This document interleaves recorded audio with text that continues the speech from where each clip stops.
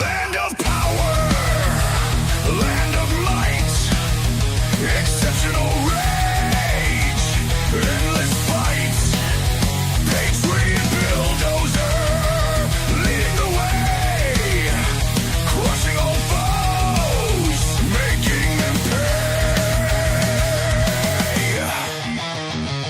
Flag in hand, fury in eyes, screams of pride, ignoring lies, iron grip, ruthless and cold, American dream, fierce and bold,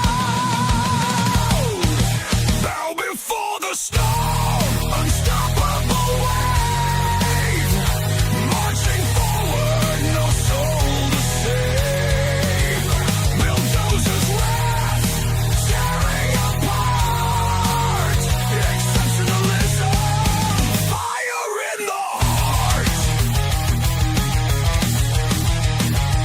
no retreat, no surrender, bulldozers force, a savage offender, red, white, blue, burning bright, in the chaos he finds delight, blazing trails of destruction left, in the name of the blessed of theft, freedom's price, a crimson blade, bulldozer, savage again, legend made, bow before the storm, unstoppable wave, marching forward, no soul to save, bulldozers wrath, tearing apart, exceptionalism, fire in the heart.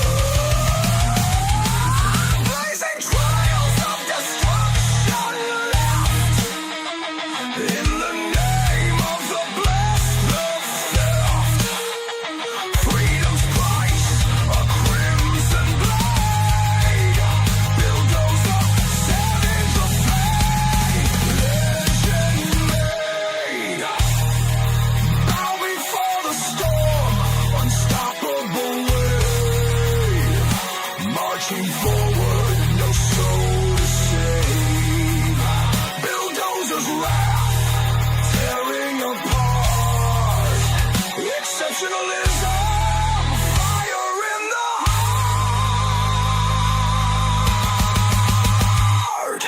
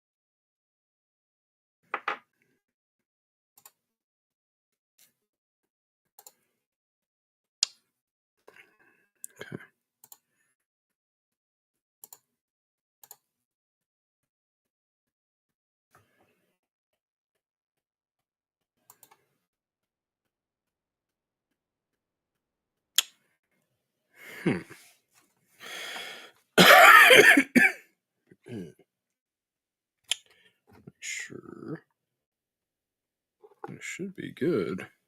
Hey, we good now? Oh, okay. All right. So yeah, welcome to the Dozer Den, everybody. Sorry I wasn't here yesterday. A little bit under the weather. A little bit under the weather. Still not 100%. But I am here for you guys, you amazing killdozers here in the Dozer Den. Welcome to the Dozer Den, everybody. Don't forget to share this stream out with your loved ones, your friends, your family, your ex-girlfriends, boyfriends, these are them friends. I'm not judging. Just as long as you leave the animals and the children out of it, we'll be okay. Just don't shove it down my throat. Don't forget to smash that like button. Give it a good thumping. Caress the like button. Lean in real close to the like button. Whisper sweet nothings into its ear. Do a big deep. And we don't want to be like creepy Uncle Joe Biden, do we, guys? Do we? No, we don't. Sup, Trader Todd, Trish1, Lovely Mon in the chat, Coco Dominky. Thanks so much for watching. You popped over here right after the raid from Lord Sterling. By the way, thank you so much, Lord Sterling, for sharing this stream out and for the raid. Much appreciated. Much appreciated. You know, I do usually say that we're going to keep it to about 2.5, 3 hours, or 2 to 2.5 hours. Tonight, I'm thinking I'm probably going to be meaning that, like legit, because don't know how long the voice is going to last. But, oh my goodness, guys, oh my goodness. Been a lot going on. I kind of have I'm pent up. I'm pent up after not getting to talk about all the stuff that was going on yesterday, or at least since Saturday. By the way, the Saturday stream was freaking awesome. You guys just killed it. Freaking amazing. Love the fact that I love how you engaged y'all were on Saturday. Fantastic freaking stream. Thanks for making it special. The reason I do this stream is for the audience. The chat is king. Guys, I stream typically Mondays, Tuesdays, Thursdays, and Saturdays at 9:30 p.m. Central. The goal of this show is infotainment. That's right. We do a little information. We do it a little bit in a little bit of an entertaining way. Hopefully, guys, if I can help make a crap sandwich just a little bit more palatable, well, I feel like I've done something important. Damn it. We excuse me. We are currently streaming to Rumble Locals for at least 30 minutes. X. Hopefully, we are X streaming tonight. Last time it didn't work. I'm not sure what happened, but it did not like my link, so we didn't get to stream to X last time. So I do apologize to my X peeps if you were wondering where the heck Bulldozer was. What's up, Yanni Fangs? Good to see you, bud. Thank you to all my monthly subscribers. I need to get a list of you guys and put every single one of you in my description to give a shout out. I keep saying that. I need to actually freaking do it. Rumble sometimes doesn't make it the easiest to actually find that and delineate between monthly subscribers and the people that are gifted a subscription. But definitely my monthly subscribers, you guys are absolute chads and chadettes. So I think we might have a couple ladies that are monthly as well. But yeah, Flu Type A has wrought havoc upon the Dozer Den. I was escaping it while I was in St. Louis, away from the family. And Lady Dozer, I actually got her a really nice purse from the gift shop. It was up on the top shelf. I had to stretch. I had to hop a little bit to reach it and get it. And the lady gave me a discount for that. I told her, I was like, hey, just because I had to put that much extra effort into getting that, I think I should get a discount. And she took like $50 off, so that was cool. Lady Dozer did enjoy the purse, so that's cool. I was a little bit worried, about getting a purse for a lady because I've never done that, and I didn't know if I know with me with like a wallet, I want to have a list of examples and so give me a list to choose from, and then I'll tell you if I like one.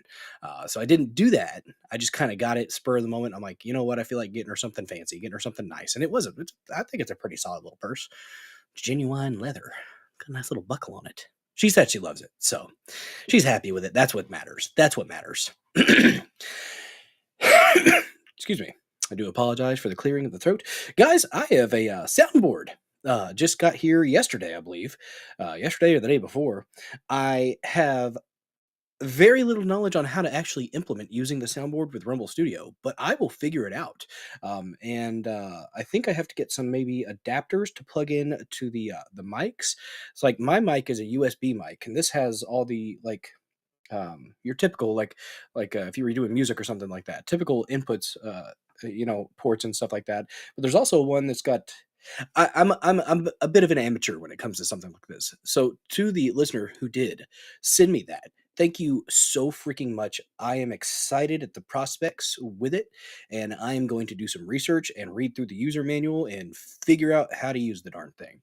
I do have some friends that are that actually do like music and stuff like that, and they use stuff like that with their laptops and things, and they know some tricks. So I'm going to seek out some guidance on that front so that we can make the listening experience even better. Oh yeah. Yeah, we're getting official now, guys. Getting official. I just need to get one of those mic things, the little thing that hangs down. That way the mic can be a little bit closer to my face so I can talk a little bit quieter whenever Mini Dozer is sleeping.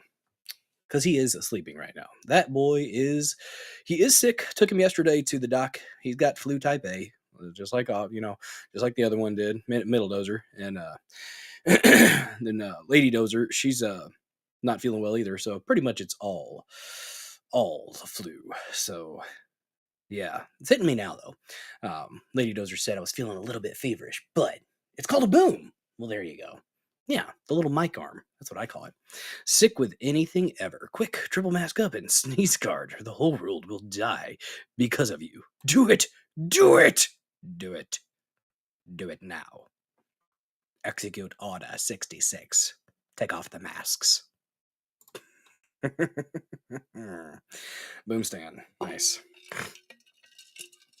Oh, so speaking of things to use with streaming stuff. So I've said that I want to do, and yes, it's from Walmart. I'm a cheap ass. It is what it is. I got a tripod to set up to do some fishing stuff.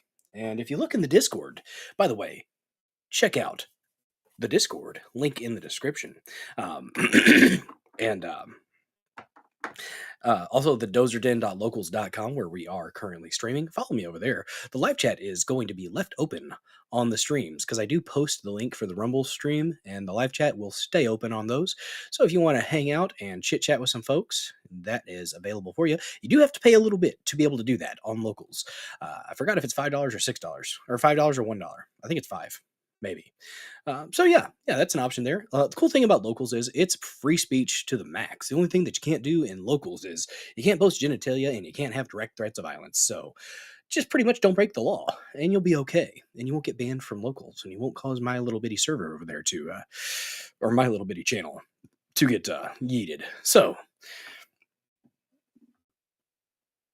nice. So yeah, I'll be using the tripod to maybe do some fishing content, at least for some of the Rumble Premium. I don't know if I'm going to be going long enough tonight to do an hour of Rumble Premium. We shall see. I might go ahead and do get the first two stories out the way and then switch over to Rumble Premium for the last one because I do technically have to get 3.5 hours. And I do apologize to those of you who do not have Rumble Premium. In the creator program, they want us to get at least 5 hours of Rumble Premium per month. So I'm at 1.5, so I need 3.5 hours more.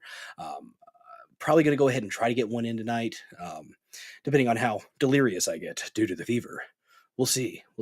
Took some Mucinex before I came up here, so yeah, it should be all right. I did get a selfie stick as well. It's got a little shutter remote, which doesn't really matter, I guess. But I got a selfie stick so that I can maybe put my phone up there and go like on hikes or something. Because I got some really cool spots around here to go hiking. And I thought maybe doing like a hike and talk kind of thing might be fun. Maybe midday kind of stuff if you guys have time. And I'll try to give a little bit more notice than my little yard stream that I did, which the video was god awful because I was using the Rumble Studio app. But guys, if nobody uses the Rumble Studio app, they're not going to see the issues. So I'm going to start using it periodically, maybe for a Rumble Premium type of thing. By the way, if you click that Get Premium button right there, well, that actually helps me out quite a bit, apparently. They factor that into a little bit of compensation, I believe. So Dozer Fishing Channel series is 100% needed. Fuck yeah. We are, let me actually pull it up real quick. In the Discord, I put in the fishing, first thing in the fishing, which I am ashamed of myself, to be honest with you. My brothers got to go fishing the other day. I did not because I am sick and the family is sick. And I would have felt like a real piece of garbage if I would have left sick Lady Dozer with a, almost 2-year-old. He's going to be 2 in just a couple days. My God, I'm getting old. Got a 9-year-old, a 7-year-old, and a 2-year-old. Whew. Um, but um, but anyways, they got to go out fishing. My two of my brothers did, and there's a pond that we have been working on the crappie population for a while, and it's got decent bass. It's got solid catfish, couple river cats that we put in there, some blue cats, some channel mud. Uh, the crappie population though exploded, and I can neither confirm nor deny that sometimes whenever you pick one of those little crappie up, there's so much they get small and their food, they don't have enough food. You don't want that. And sometimes, whenever you get one of those crappie, they have really thin skin on their lips, right? And sometimes when you yank one out and you go, sometimes it just flies off onto the bank. Just happens sometimes. Um, and it's unfortunate. It's unfortunate if you can't find them, and they just eventually the population is thinned a little bit just by happenstance, Oh, man, excuse me. Mm. Oh man, neurodivergent one should be showing up here at some point. Trish, but all good. Yeah, I just want the video to be solid as my thing. I think whenever I put it on selfie mode, I think the camera is actually better. I need to go back and scroll through the one premium thing that I did with Rumble Studio with my phone. I had it forward facing for a lot, so using the actual good camera, and it just was god awful quality, very very sketch. So I'm thinking if I maybe if I look, I'm gonna verify to see if that's actually the case. But yeah, yeah, we're gonna get it figured out though. And I've got the tripod, got the selfie stick. We'll do some outdoorsy kind of stuff. So, oh man, let me go ahead and show you guys what I'm talking about. When my brothers went fishing over here in the Discord, let me share this real quick. There you go. Look at that. Look at that mess of crappie. That is a mess of crappie, y'all. Look at that. I'm jealous. I'm super jealous. I ain't gonna lie. And we got some chickens working on it too, working on the guts. My little brother's got a solid little, almost pretty much. It's at least a half a homestead. But man, look at that. 1, 2, 3, 4, 5, 6, 7. They probably got like 40 crappie there at least, 30 to 40 crappie, and they're getting bigger too. They're getting bigger and a lot more fun to catch. So, oh damn. Let's see. So Yoni Fangs. There we go. Oh, what's up, EWB over there on pill.net? Oh, I forgot to say, guys, we're on Rumble, X, YouTube, Locals, BitChute, and pill.net over there on pill.net. See, EWB gave us a follow over there. Thanks so much for the follow, EWB, and for red pilling the topic. Much appreciated. That's like a like. Much appreciated. There is our awesome mod in the chat. Trish is our lovely mod in the chat. Neurodivergent one is our awesome mod in the chat. Thank you so much for that. Don't forget to smash that thumbs up. Join the locals, guys. Mix it up with Sanglant and Neurodivergent one. You can say all kinds of stuff over there. Yanni Fangs, shout out to my brother in Christ from work who got let go yet again today. Mr. Ricky likely went fishing after getting. Uh-oh. Oh no. Can you guys still hear me? Uh-oh. We have some things. Well, if you can still hear me. So let his wife know he's retired again. Ha! Nice. Dude, you can hear, but you can't see. Well, that's fascinating. That's downright interesting. Huh. Okay. Can't see me.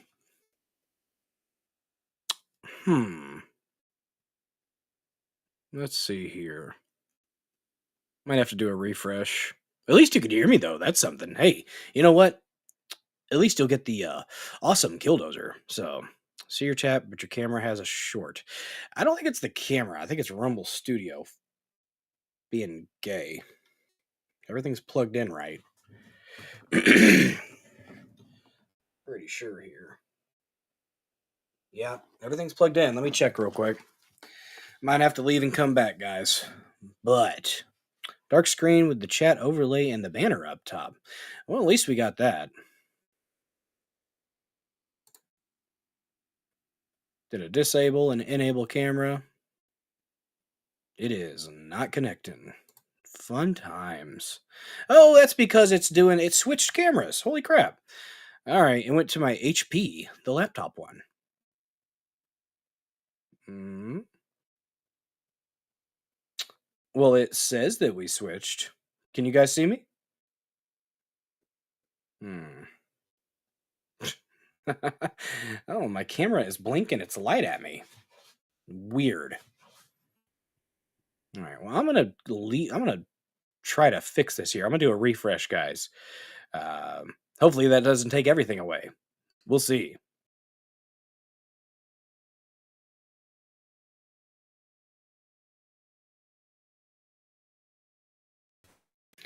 All right. Well, I can see me. Can you see me? Hmm. Let me check here. You see the killdozer? But you hear my audio, right? Oh, we're back. Oh, I hope we are. Let me look. All right, we're good. Sure what that was. Not sure what that was about, but my apologies, y'all. Oh, I see we're up to 14 likes. Excellent, excellent. If you haven't yet smashed the like button, go ahead and do so. 14, it's not bad. We can do a little bit better. Oh, guys, I did forget to say that we are at 787 followers. We were at 788 there for a minute, but okay, we're good. Good deal, good deal. Yanni Fangs, yay, in a totally manly way. Yeah, Rumble has party bugs. Yeah. You know what I do like? I do like the Rumble Rash. Guys, did you know that you can subscribe to Bulldozer74 and be an extra shiny killdozer here in the Dozer Den for a measly $5 a month, guys? We work our way through whatever technical issues we may face. And if it keeps happening, I will go ahead and just start using OBS and do a ingress or whatever it's called through Rumble with Rumble Studio through OBS if it keeps having issues. But I do want Rumble Studio to get better, so that's part of the reason why this is the 80th stream, guys. Stream number 80, episode 80 of the Dozer Den. I guess you could still you could say I've been streaming for a minute. Been streaming for a minute, guys. I need to look up the date of my first live stream, figure out when my year is. Goodness gracious. But I do apologize for the sick sounds. We're going to make it through. Guys, we have topics tonight. JFK Files have been released. Are you guys excited? I'm excited. Hooray, let's have a good time. They're released. But what does it mean? What does it really mean? Has anyone had a chance to look through all 80,000 documents? I sincerely doubt it. And do I trust AI like Grok or ChatGPT to give a solid analysis of whether or not there's anything juicy in there? Not quite. Not quite. So I've heard people saying that it's a nothing burger. And it kind of surprises me because I mean they were saying that people are going to be shocked. They were saying that people are going to be shocked. They're out. Oh, there's our kitty co-host. There's Domino. Hey there, kitty. Hey there, kitty. Guys, so yeah, the JFK files apparently have been released. They're on archive.org or archive.gov, something like that. So whether or not there's anything to them, I'm not sure yet because guess what? I have not had time to go through 80,000 documents. I don't know about you all, but I can't read that quickly. We'll see. We'll see if there's anything to it.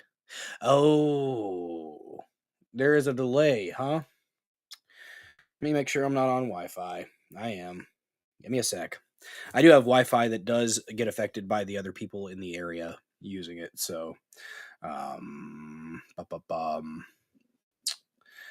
at least close the BitChute. Might close out the pill. Well, if I close out the pill.net, I won't see the live chat. Need data from Star Trek. Yeah, we do. He would get. Oh, look at that! Look at that! I'm getting kitty hugs over here, guys. Look at that. I'm sorry. Oh, you're such a sweet girl. I don't know why this cat likes me. I don't know why this cat likes me, guys. I am not a cat person. Guys, if you want to keep this withering away kitty, she's clearly not rotund at all. If you want to make sure that this cat gets to eat, send a Rumble rant. Subscribe to Builder74. Donate via Venmo or Cash App. Feed the kitty. Kitty Dozer. Yes. Oh, look at that. You guys see that? You see the cuteness. Can you say no to that? Guys, if you can't donate monetarily to the Dozer Den, that is completely fine. I understand. I too am a broke bitch. So, what you can do is you can like this stream. You can share it out with your friends, your family, your loved ones, all that.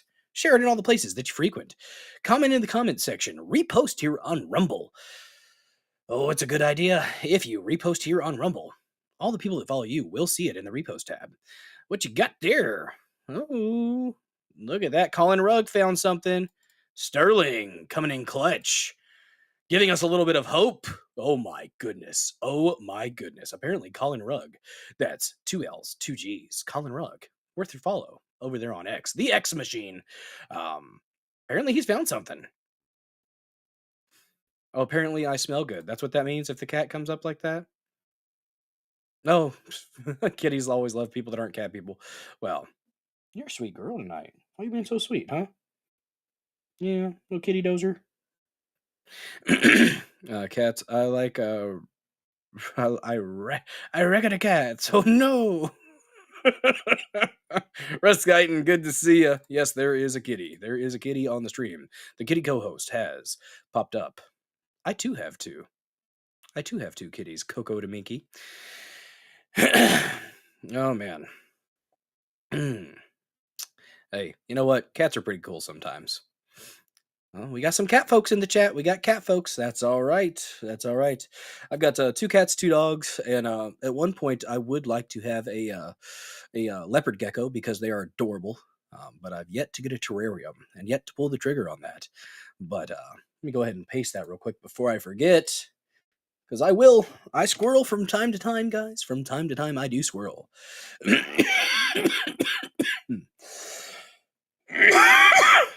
Excuse me. Should have muted that. My bad. Sorry if I blew out any headphone users' eardrums there. Okay, so I've seen this one already. Oh, I didn't see that though. The next part. Oh, spicy. About that John Garrett. All right, all right. I was gonna hit on that, but I didn't know about the second part there. Oh man, was that one of those double taps? Was that one of those self-inflicted double taps, Sterling? Sketchy, sketchy. Israel and Israeli blocked from JFK file searches. What the fuck? Not okay. Not okay, guys. Because, like I've said before, hating someone based on immutable characteristics is gay and lame. Don't do that. But you can absolutely criticize a foreign government for fuckery. And, well, from time to time in the past, the Israeli government has had a level of fuckery involved in our politics. It happens. It happens. Wonder who's all going to stay up reading all those pages. People. There are people with teams that are going to do okay, so like Congress people, right? They set aside. They have a team of staffers that they assign like sections of these gigantic bills, and they're supposed to read through them and like give an analysis of what's in that section and then report it to the congressperson. That's what I've heard the process is. Whether or not that's actually done. I don't know. A lot of times I think they just sign off on it because they, regardless of what's in it, they get their little pork project in there and they don't give a crap about what else is in there because they're getting what they want in there for their district, which I understand. I do. I would like single issue bills though. Come on. Thomas Massey, guys. Oh man, I didn't set aside a Massey minute, but we do have. It's easy. What I usually do is go to Massey's X page, and he has he has a couple interviews, and usually I'll pull a clip from Massey. Massey's, I think, a little bit off on the Iran thing. Bothers me. It does. I don't want war with Iran. I think it's silly. I think it's stupid. I think Lindsey Graham's maybe gotten, or the neocons have gotten in Trump's ear on this, and I mean they've convinced him that Iran was the one that tried to take him out. So that's a little frustrating. But I don't know. It seems like they're stirring up for war with Iran, and I really don't want to see it. I really don't want to freaking see it. But that's what they do sometimes, I guess. Oh man. Whew. We're making it, guys. We're making it. We'll make it tonight. So after we get done talking about, excuse me, after we're done talking a little bit about the JFK files, we do have some more. Thanks to Sterling, we have a couple more things to analyze and react to, respond to. Um, we will then get into, you know what, Elon Musk. Fucking applause for Elon Musk. We're gonna simp for SpaceX and Elon Musk just for a fucking minute because you know what, they deserve it. They deserve it. Freaking saved these stranded astronauts that have been up there for like 10 months or something like that. They were only supposed to be up there for 8 days or so. Um, but they've been up there for almost a year, like 8 months or 10 months. I can't remember which one. I've got an article. We're going to read through it if my voice will participate. So, but yeah, freaking amazing job. Glad to see that these people have been rescued because they were literally left hanging up in low Earth orbit, I think. They were up in space ish, kind of. Yeah, ISS, I think. Again, apologies for feverish delirium, as that's what we're rocking with today. What's up, Pulled McGroin? Good to see you, bud. Thanks for joining this episode of the Dozer Den. Don't forget to smash that like button. I'm a little bit under the weather, but I'm here for you guys. We're making it happen.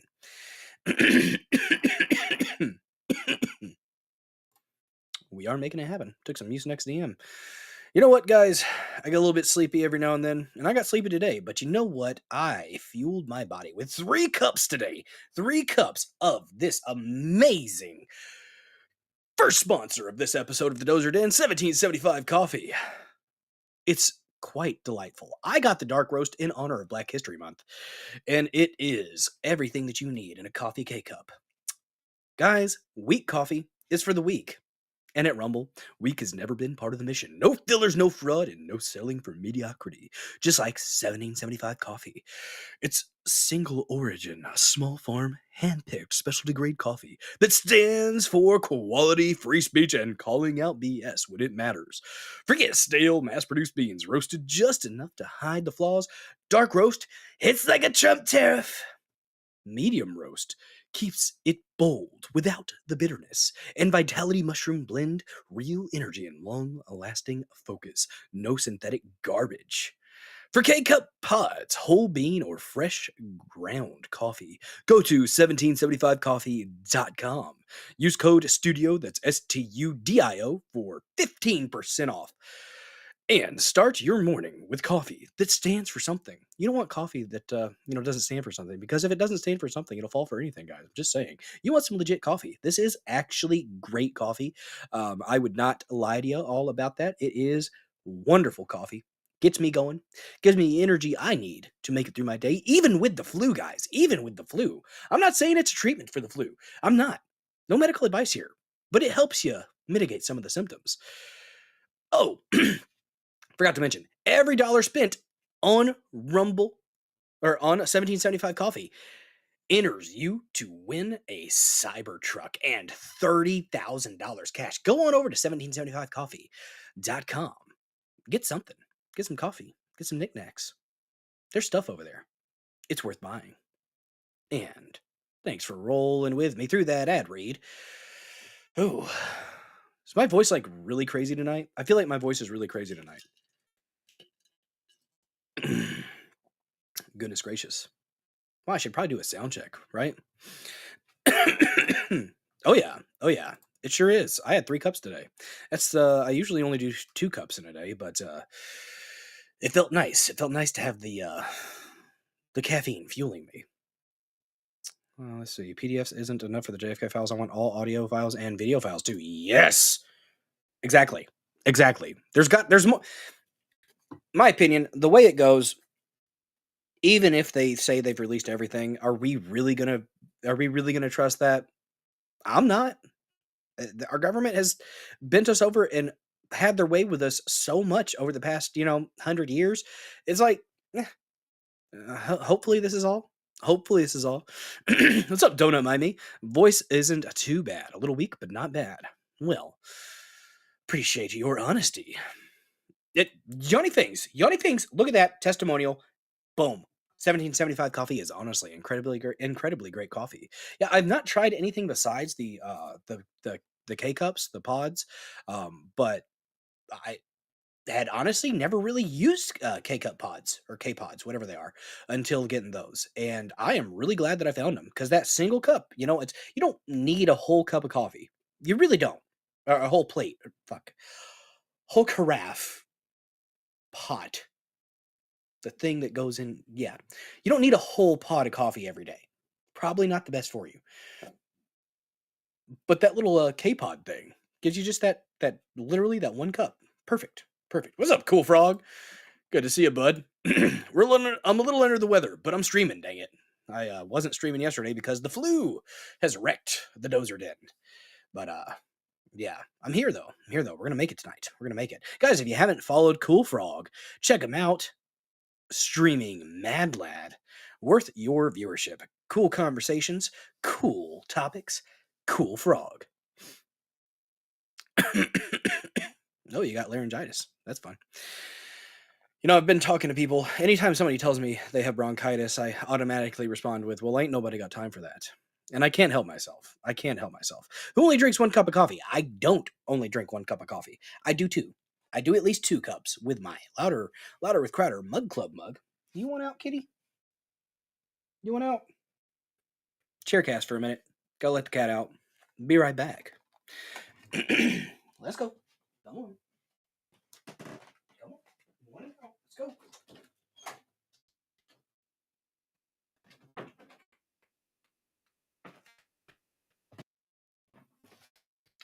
The kitty has been released. There you go. There's Cool Frog's link. Check him out, guys. Rising tides lifts all ships. Cool Frog, you streaming tonight? Because if you are, you'll probably be on later than me, depending on your time slots. Let's see. Drink 1 pot of coffee. You drink the whole pot. That's what I was doing. I was doing 1 pot of coffee per day. The thing that I like about the K-Pods is it kind of makes you stick to just those 2 or 3 cups of coffee, which I had 3 today. Oh, guys, wherever you may be watching, thank you so much for watching. Appreciate the heck out of you. Oh, man. If that's a Starlink... Starlink sounds cool. I got AT&T right now. Sterling, you drink a pot throughout your show? Jesus. No wonder you got that energy. Oh, Cool Frog's live right now. Nice. Well, if he's still live, whenever I'm done, I'll raid Cool Frog. Pulled McGroin says, I'm a freak of nature. I can't stand the smell of coffee. Literally, I avoid the aisle in the grocery store. That has. Or hold my breath as I walk past it. You know what? That's the way it is for some people. Some people are just born disabled in that way, pulled McGroin. And you know what? There are resources that might be available for you that you could probably seek out if you contact a local state agent. I'm just no. It's kind of like some people love black licorice and some people love cilantro. Other people, like myself, cannot stand black licorice or cilantro. It's disgusting. Cilantro tastes like soap. I am that person. Oh man, Paul McGroin, you would have probably liked the conference that I went to last week. It was like a behavior kind of supports conference for educational venues.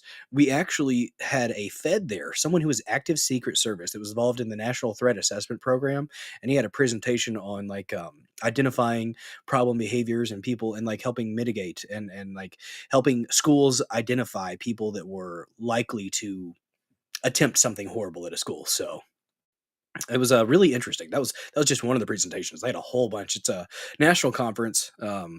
Thankfully, it was in St. Louis this year, so I got to go. So licorice is gross. Yes, even the red licorice, in my opinion, tastes like wax. If you have a really high flavor licorice, then okay. Like some of those, like the ones that has the rainbow colors, those actually have some flavor to it. But the red base red licorice or black licorice, I can't stand it. Can't stand it. It's not my jam. It's not my jam, guys. But you know what? If you like it,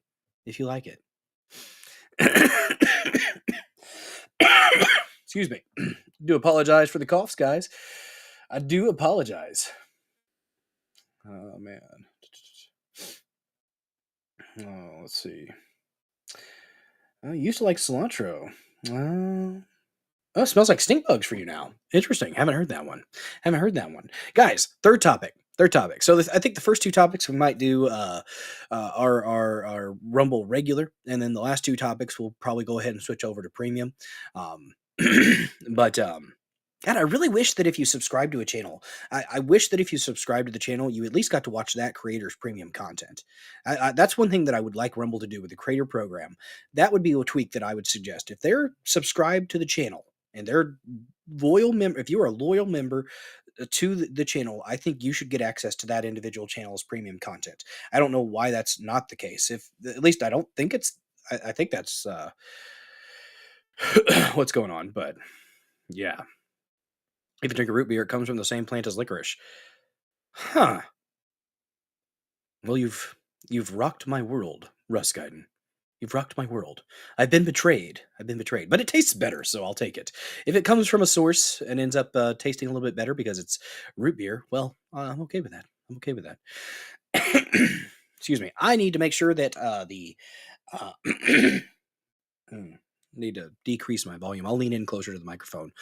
Mini Dozer was stirring just ever so slightly just a second ago. He has not been getting good naps the past couple days. Day before yesterday, he got like a 5-hour nap. That was insane. Stayed up till 9 p.m. that night, which is he normally goes to bed around 7. But yeah.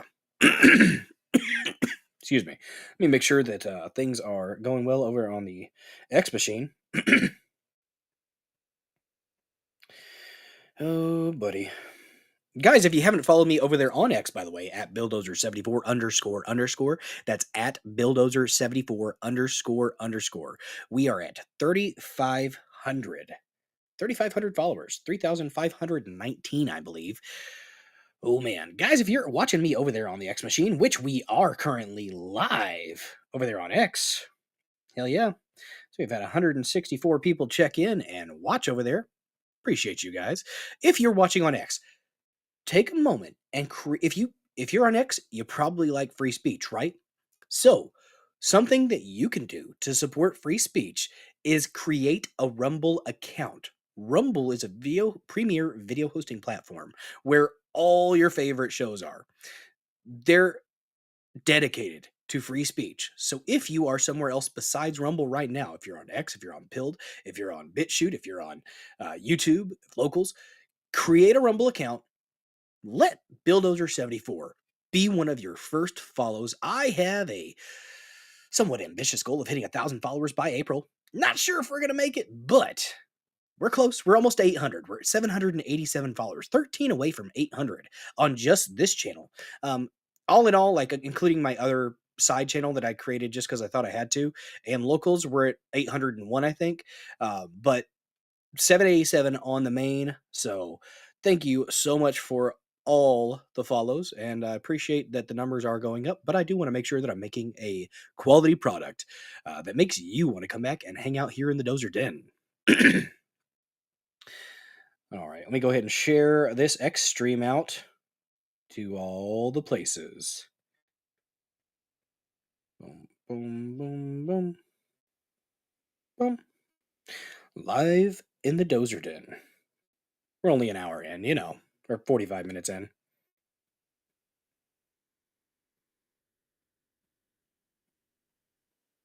Follow on Rumble as well.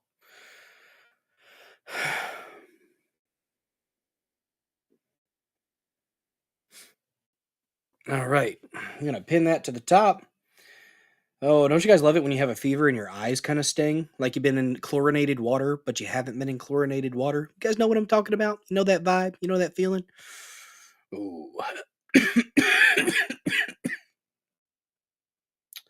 It has been pinned. And I'm going to like my own post because why the heck not? Why shouldn't I like my own post, guys? Is that narcissistic? We're at 17 likes over here on Rumble. It's not too bad. Not too bad. But we could do a little bit better. We could do just a little bit better. Guys, in the old days of Rumble, it used to be a plus sign. We affectionately referred to it as the Plussy. That's Plussy. Get your filthy minds out of the gutter, guys. Get them out of the gutter. It's not that type of show. We talk about stuff and things here. That's stuff and things. We're not stuffing things. It's not that type of show. It's not that type of show. Maybe when we get over to Rumble Premium. No, not quite. Not quite. Goodness gracious. The third topic, guys. Dan Crenshaw still sucks ass. Eddie Gallagher. I think this is actually a bit of an older clip. I'm pretty sure I've seen it before, and we might have played it before. But you know what? When I get a chance to shit on Dan Crenshaw, metaphorically, I'm going to take that chance because Dan Crenshaw is not a good man. That's the vibe I get from Dan Crenshaw. I don't know him personally, but everything that I've seen from his actions, the fruits that he bears, it shows that he's not a good guy. And so anytime I get a chance to talk some stuff on Dan Crenshaw, I'm going to do that. And he deserves all the ire. He's not a good dude. I don't know how Texas keeps putting him in there. Honestly, in this last election, I thought he was trying to lose. I thought he was trying to lose with all some of the just the snarky, petulant approach that he had to interacting with people. Not my type of guy. Not my type of guy. Man, oh man.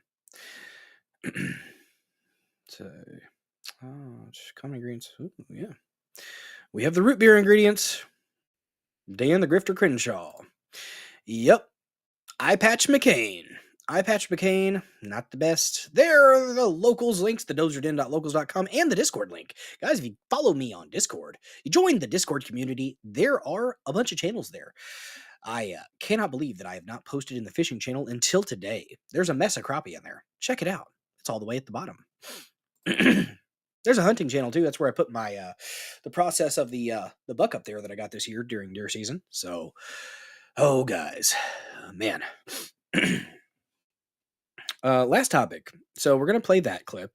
Do a little watch and react because my voice is probably gonna be a little bit worn out by the time we get done with those first two topics. It's already getting a little bit weaker. So, sorry, you haven't heard Eye Patch McCain yet? He's practically John McCain, just with an eye patch and a little younger. Dan Crenshaw strikes me as somebody who smells awful. Like he just gives off that energy. Like I'm pretty sure if I was like close to Dan Crenshaw, he would put off an odor. Like he just looks like one of those people. You know what I'm talking about, guys? You ever see someone like that? That's Dan Crenshaw for me. He just looks like he stinks. I don't like that fucker. He's god awful. And then using your service as a cudgel to bash anybody that dares criticize you is just bitch made. Just bitch made, in my opinion. Don't like that guy. Don't like that guy. But he did some really fucked up stuff for Eddie Gallagher. Eddie Gallagher faced some false accusations and was trying to get some help. And they multiple members of Congress were actually willing to help. Dan Crenshaw acted like he was, but really he wasn't. So we're gonna listen to Eddie Gallagher tell his story. Excuse me. Do a little bit of a watch and react to that. And speaking of stuff in the air that might be making us sick, geoengineering. We have a clip from the frog prophet himself, Alex Jones. They're putting chemicals in the sky, and they're spreading them, and they are trying to kill us. Just gonna go ahead and say it. They want you dead. Legit though. They are putting stuff in the air. There are chemtrails. They're putting all kinds of crap up in the sky.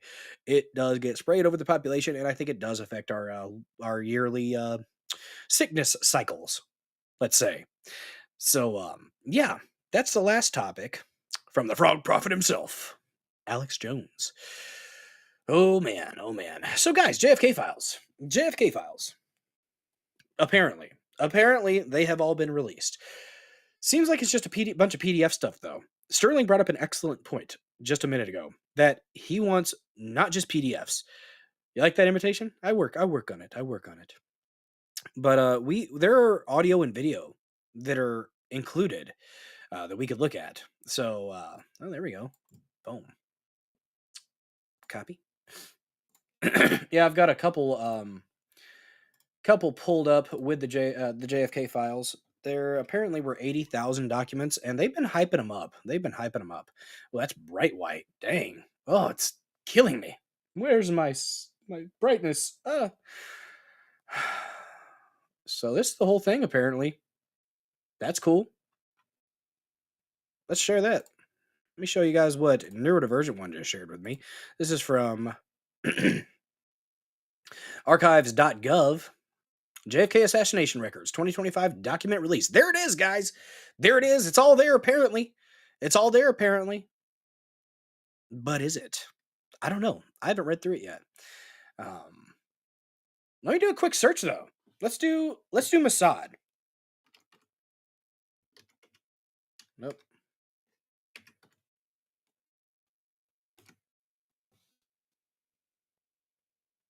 Did it do any? No matching records found. Is that how you spell Mossad, guys? Is that how you spell Mossad? You read all the files? The butler did it, Russ Guyton. I knew it. I knew it. That right there pulled McGroin, regardless of what's been released. How much has been destroyed that will never see the light of day?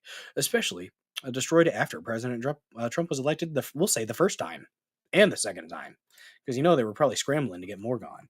Let me make sure that I'm not missing any comments over there on X, because I do want to check and make sure that my X peeps are there. So, okay, Mossad's not in there. Israel's not in there? Really?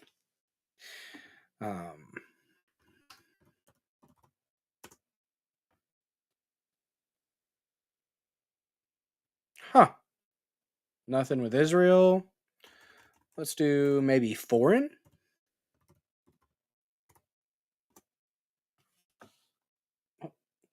Well, what are you doing in here, buddy?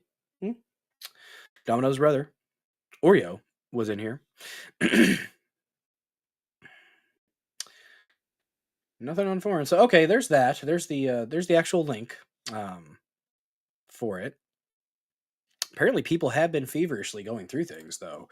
Got another one here. Sterling said newly released JFK Files confirm a secret intelligence pipeline between the CIA and Israeli intelligence, personally overseen by CIA counterintelligence chief James Angleton, and through him alone.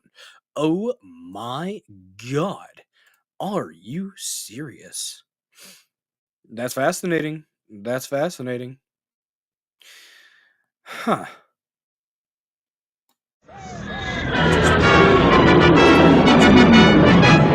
Jews are in space. We're zooming along, protecting the Hebrew race.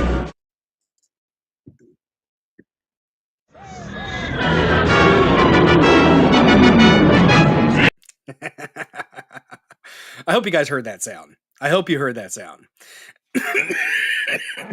Excuse me. Goodness gracious. My apologies, guys. I am under the weather. Israel. Yeah, I tried doing Israel and Israeli and Mossad, Sterling, and it wouldn't pull anything up. Yep. Interesting. Oh, that's not searching. Okay. To form a more perfect union. Thank you so much for letting me know. Make sure that's the name that you're actually wanting to go by. Torque Doctor. Sorry. That's not searching the contents of the files. It's the file names you're searching. Okay. Well, thanks for letting me know that, Torque Doctor. I appreciate you. So I got to figure out. I got to tinker with it. I'll get in there and do some digging around and see. But we do have some things. People have been digging, guys. People have been digging. And we've got one from Colin Rugg. I did have the first part of this, but I didn't have the second part of this. Thanks to Sterling for sharing. Need a warning for that one? Is it loud? My apologies if you are a headphone user or a earbud user, if that blew your eardrums out. I didn't think it was that loud. My apologies. I figured since we were talking about Israel, that was a fitting sound. If I can figure out how to use this soundboard that I got, maybe I can start controlling like the gain and stuff with that, like through Rumble Studio. I don't know. If you look down at the bottom of the page, there is a group project to make them text searchable. Oh, okay, Coco the Monkey. I mean, Donut remind me. Again, guys, I do have the flu, so apologies if I am a little bit more scattered than normal. But let's take a look at this from Colin Rugg at Colin Rugg, 2 L's, 2 G's. Oh, damn, that was loud then, huh? I need to figure out how to decrease what I can do. I can actually I can decrease a little bit on the audio of the channel itself, I think. Let me go ahead and tape on and noise suppression. Since we're not playing videos today. All right. Oh man. All right, so let's go ahead and share this one from Colin Rugg. Interesting stuff here. Newly released JFK Files tell a story about how Gary Underhill, who worked for the CIA, was found dead. See, I didn't hear about that part. After he revealed to friends that the CIA was responsible for JFK's assassination. Oh my goodness. The day after the assassination, Gary Underhill left Washington in a hurry. Late in the evening, he showed up at the home of friends in New Jersey. He was very agitated. A small clique within the CIA was responsible for the assassination, he confided, and he was afraid for his life and probably would have to leave the country. Less than 6 months later, Underhill was found shot to death in his Washington apartment. Coroner ruled it suicide. Oh my goodness, guys. Oh my goodness. Apparently, they're taking volunteers to convert the released files to text. Nice.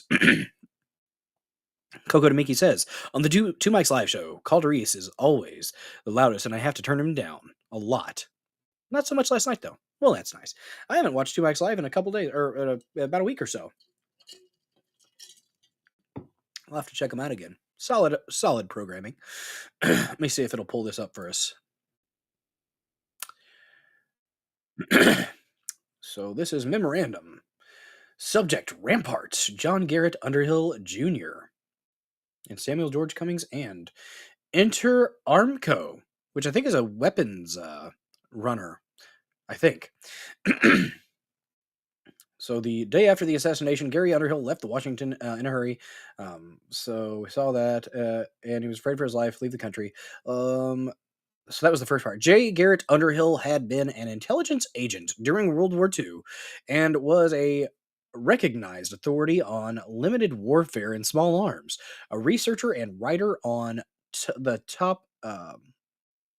writer on military affairs. He was on a first-name basis with many of the top brass in the Pentagon. He was also on intimate terms with a number of high-ranking CIA officials. I wonder how intimate they were.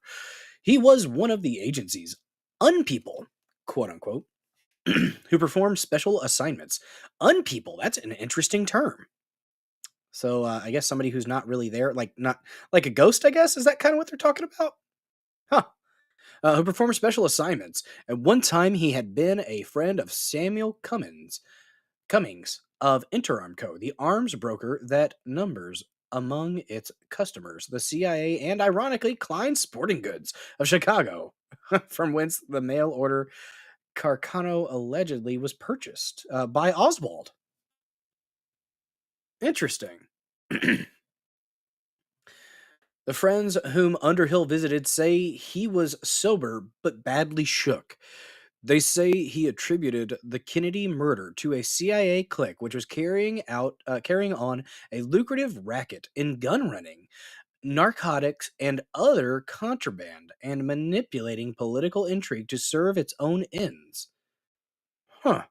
Kennedy supposedly got wind that something was going on and was killed before he could, quote unquote, blow the whistle on it. Okay. Interesting. Although the friends had always known Underhill to be perfectly rational and objective, they at first didn't take his account seriously. I think the main reason was, explains the husband, that we couldn't believe that the CIA could contain a corrupt element every bit as ruthless and more efficient as the mafia. Well, naivete. The verdict of suicide in Underhill's death is by no means convincing. His body was found by a writing collaborator, Asher Brines of the New Republic. He had been shot behind the left ear, and an automatic pistol was under his left side. Odd, says Brines, because Underhill was right-handed. Well, shit. Brines thinks the pistol was fitted with a silencer, and occupants of the apartment building could not recall hearing a shot. Oh, well, that's definitely a little bit more spicy than the first part there. Let me copy that real quick. Let's see. Underhill is a common pseudonym, especially in the 60s, after Tolkien. Okay. So it might not have even been his actual last name, huh? This is, I think, there's a lot to this. I think people crapping on this and acting like there's nothing to it. I think they're being a little bit hasty in their analysis, honestly. Um, Let me go ahead and pull this up here. Bam.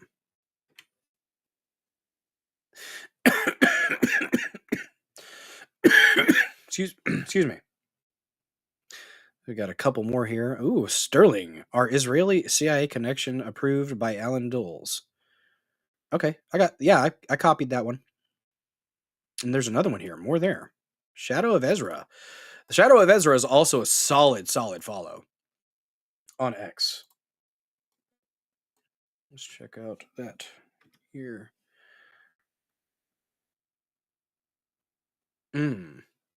Okay, so that's a little bit more expanded look at it from what I'm seeing here. Oh, damn. All right, let's pull this one up. Thanks for sharing, Sterling. Much appreciated. You guys are making the show happen tonight. Making the show happen. I appreciate the backup there. I had a few things bookmarked on this, but nothing. There's been a couple hours since I went through and started bookmarking stuff. So apparently people have had time to actually do a little bit of looking through. So let me stop sharing this one, and we're going to pull up this next one here. This one is intriguing. Shadow of Ezra on X saying... Excuse me. Newly released JFK files contain a secret intelligence pipeline between the CIA and Israeli intelligence, personally overseen by CIA counterintelligence chief James Angleton. This wasn't just routine intel sharing, it was deliberate effort to conceal Israel's involvement in the sensitive U.S. operations, bypassing standard intelligence channels. Angleton acted as the sole gatekeeper, ensuring that all Israeli-related intelligence was filtered through him alone. He also controlled the flow of intel to the FBI, carefully scrubbing reports to ensure that Israeli intelligence was never directly named, a covert operation hidden in plain sight. That right there, think of how much we don't, even with all the stuff released, even if they released everything that they had, they thought that they had everything. There's no way that we have every single thing associated with this, guys. There is so freaking much that we are probably never going to know about. And they've the witnesses, because that's all that would have been left, have either been taken out or they've died from old age, or been possibly put in a psych wards. Sometimes that happens to people whenever they talk a little bit too much about the government issues. Sketchy stuff, guys. Sketchy freaking stuff. So that, let me see here. So secret, James Angleton, this is the subject here. Israeli batters? Practice of the Israelis. Okay, so as you're aware, James Angleton of CIA frequently turns over to the Bureau on a highly confidential basis information which has been developed through operations headed by Angleton. In many instances, the informant is given to the Bureau without clearing through regular CIA channels. In almost all instances, it is given to us with the clear understanding that if included in a report or other communication prepared for dissemination outside the Bureau, the information will be so set forth that it cannot be traced back or relates to Israeli. Does that say batters? Matters. Excuse me. Matters. It has been the practice of the Israelis' supervisions. It didn't have the next one there.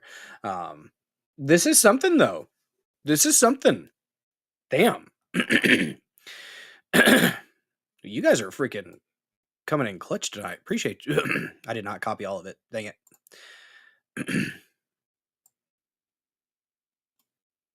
Got it.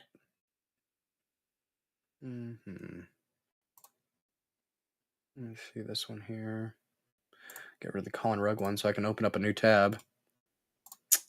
Good thing I got the big monitor over here to the right. We'll get to the one that Torque Doctor just shared in a minute. Let's check out another one from... let's go ahead and keep with this one here from Shadow of Ezra. Looks like Bureau Informant 100. So no name, a lot of scribbles. My goodness, that's a mess.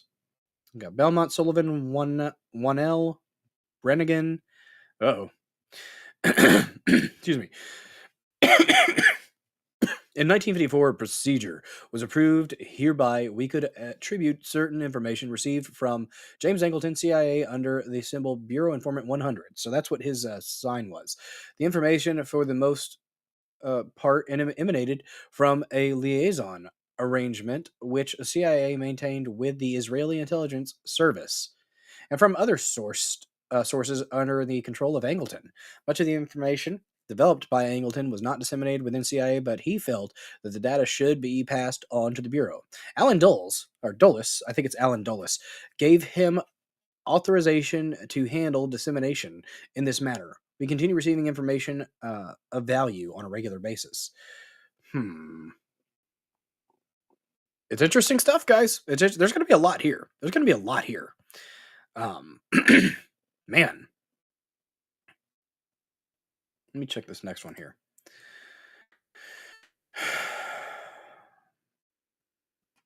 Now, in this, what exactly does this specifically have to do with JFK? Is the question, because in these documents, it's mentioning Angleton, it's mentioning Alan Dulles, but it's not, and that's where the Grok might be getting off by saying that it's not directly tying people to it. So maybe that's where Grok is getting that, or ChatGPT has said that as well. So Angleton stated that the above request was being made with the approval of Alan Dulles, the director of the CIA. He further indicated that he desired the above method of designation in connecting with the correspondence dealings with Israeli intelligence matters. With regard to bureaus, reports concerning Israeli matters, Angleton advised that such material is being retained under the personal supervision and control. He explained that he is involved in several sensitive projects, such as Israeli intelligence, and if his identity were known to the other agencies, the security of the CIA operations could be prejudiced. Well, primary source. Okay, so intelligence division, Angleton handles special cases of a various nature, and he is usually given considerable freedom and leeway in directing the operations of his unit. Entropy Nomad, anything good so far? Kinda. Actually, yeah, kinda. This is some interesting stuff, talking about Angleton and Dulles signing off on the interaction between Angleton, so the CIA, and Israeli intelligence. That's kind of what we're looking at here in these files. So it's not specifically saying, it's mentioning there's interactions with Israeli intelligence and the CIA, though. So there is a direct line there. Oh, Yanni Fangs, you got to dip out, man? Good to see you, man. Rest well if you are taken off for the night. Appreciate you joining. Don't forget to smash that like button if you haven't done so already. Excuse me. And again, I do apologize for all the sick sounds. I do have the flu, guys. I do have the flu. So we're rolling through it. Let me make sure. Let's see. What's up, URS8243? Cilantro is so gross and black licorice yuck. You must be watching a little bit in the past. Hello from the future. Let's see. So the primary source is the Israeli intelligence. It's not specifically saying anything about JFK, though. That's the question. Some stuff was absolutely destroyed. Absolutely, there's things that they would not release. There's two. Israel's the sacred cow, and while it's mentioned a few times here, whether or not truly damning information would actually be released, probably not. Let's check this one out, though. From, I think we had Angry Elephant here. So let's stop sharing that one. We'll share this one. Angry Elephant. You don't want to mess with elephants, guys. They never forget. Well, I don't know about never. I know they have really, really solid memories. Let's see. So from Angry Elephant, looks like Alan Dulles personally signed off on it. What do you mean by it? Do you mean the assassination, or do you mean the... Okay, it says JFK right there. So in 1954, a procedure was approved. Hereby, we could attribute certain information received from James Angleton, CIA, under the symbol of Bureau Informant. We just read this. I just didn't look at this part underneath here, though. So we already read this part. By Angleton was not disseminated within CIA, but felt that it was. So Alan Dulles gave him the authorization to handle dissemination in this matter. Okay, that's words. Damn, dissemination of information. So, oh, thanks for joining us here in the future, URS 8243. I'll call you Urs or Urs. There we go. Dulles brothers were corrupt, sure. So okay, but I mean, it doesn't have it directly. That's the thing that I'm looking at here. So let's stop sharing that one. Let's go to this next one here that somebody posted in the chat just a second ago. I forgot who it was, but thank you. Oh, it was Torque Doctor. Thanks for sharing, Torque Doctor. Check this one out. We got a little no, it's from the British ambassador. We got Russian ambassador Sergey Sorno. I don't know how to spell it or to pronounce that, but oh yeah, same. My brain went there too, Sterling. Dissemination, insemination. Oh my. The deep state. It gets deep to inseminate those psyops. Right up in there, inseminating away. Oh man. Stuffing things, guys. We talk about stuffing things here. Let me share this one with you and we'll go through it just a little bit here. So, some Russian guy to a Russian ambassador. This is a retyped letter from handwritten. Nice to know. Copy 10, British ambassador. Dear sir. So, is this from somebody who's British to a Russian ambassador? I don't know. Should I read it in a British accent? Should I? Incinerate.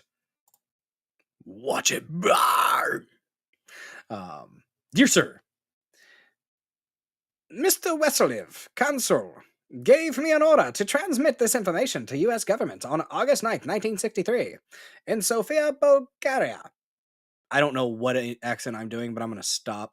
Mr. Wesseliev, consul of the Embassy of USSR, gave me this information about Mr. Lee Harvey Oswald. On August 14th, 1963, Mrs. Bezira? Asanova. Oh, it was a Russian. It's a Russian accent. It should be Russian. Oh, it's Ursula. Well, hey there, Ursula. Thanks for watching. Don't forget to smash that like button. Comment in the comment section. Share this stream out with your friends, your family, loved ones, ex-girlfriends, boyfriends, Z's or Zem friends. I'm not judging. Just, leave the kids and the animals out of it and we'll be okay. Make it consensual. FPS Russian. So you're saying that I should read it in the Russian accent? Is that what you are saying? I don't know if I can do that, but I will try. The bulldozer dozes on. I actually did just watch Lilo and Stitch with the family today. Time is mixing together right now. And the doctor that created Stitch, I forgot his name, Jamba. I'm pretty sure he's it's a Russian accent.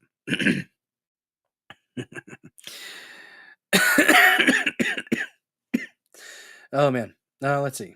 Stitch is a great movie too, by the way. Lilo and Stitch, solid movie. I'm willing to give the live action a shot. I am.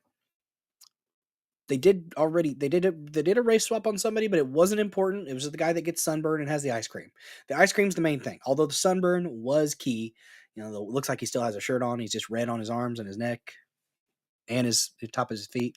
It's very, very detailed. Very detailed character. All right, let's get back to it.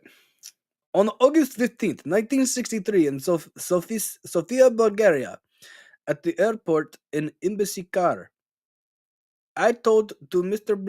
Blakeshire, American Vice Consul, that Mr. Lee Harvey Oswald is assassin. Ooh. Okay. Is assassin. Kill someone. I said that Mr. Lee Harvey Oswald is preparing to kill President of the United States, John F. Kennedy. So, this is from Sergei Cernanov. Cernanov? I think it's Cernanov. I've heard that name before, so I've probably heard this. So, he was warning people that this was going to happen.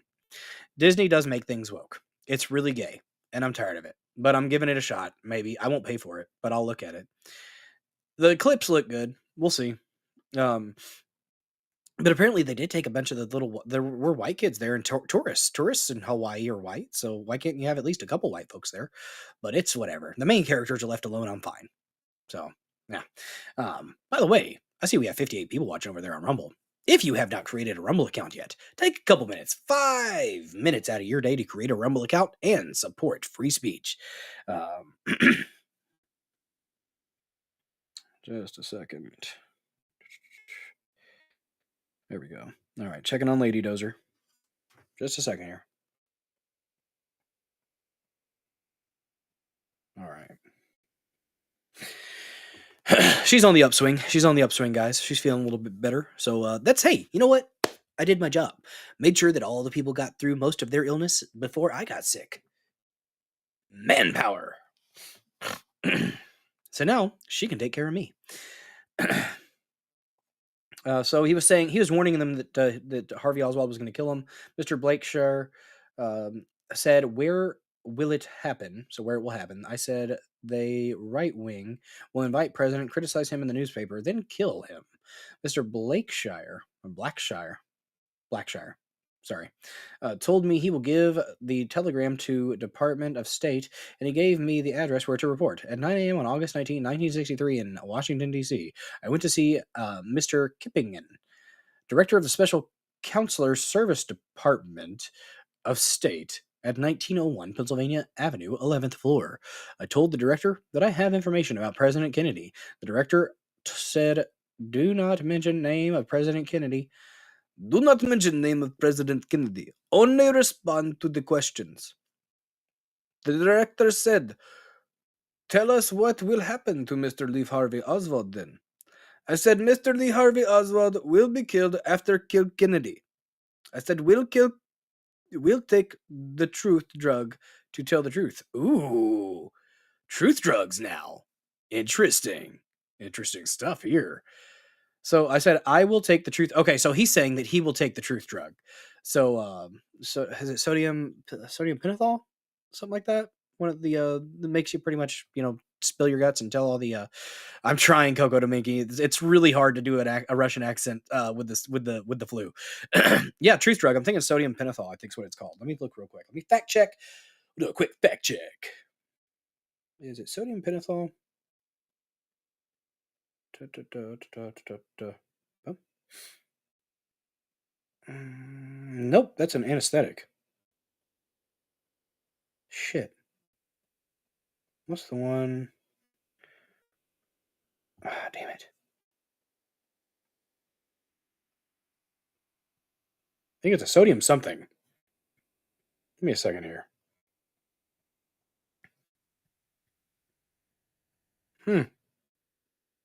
Well, the first one was scopolamine, apparently. Sodium. Okay, so in movies and TV dramas, the sodium thiopental truth serum. Huh.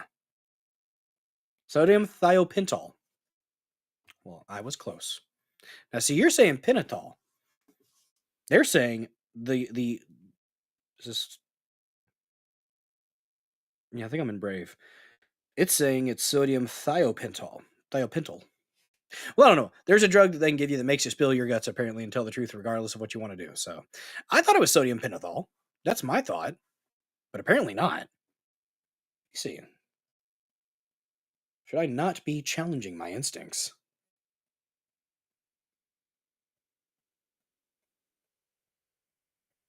Pentothal. Oh, it is. Okay. Yeah, I was right. Don't go against. Okay, both of them, apparently. So I should have trusted my instincts, guys. That's like when you're on a test and you thought you had the right answer, and then you changed it, and then you found out, oh, you had the right answer. You probably should have stuck with your instinct. That's what I learned when I was doing my test taking, which I might get back into a little bit of graduate education here at some point. Who knows? Actually, I'm pretty sure I'm going to. So, yep. I found it, Pulled McGroin. I found it. I trust you. Thank you, though. There's trade names. Sodium pentothal or sodium thiopental are pentothal and trapanol. Interesting. Interesting. So yeah, he was going to take the truth drug. We squirreled hard there, guys. We squirreled hard, but it's okay. We're developing our information database within ourselves and sharing that knowledge with others. Again, apologize for any random ramblings. There may be a fever involved tonight. Okay, so Mr. Lee will be killed after. So he'll take the truth serum.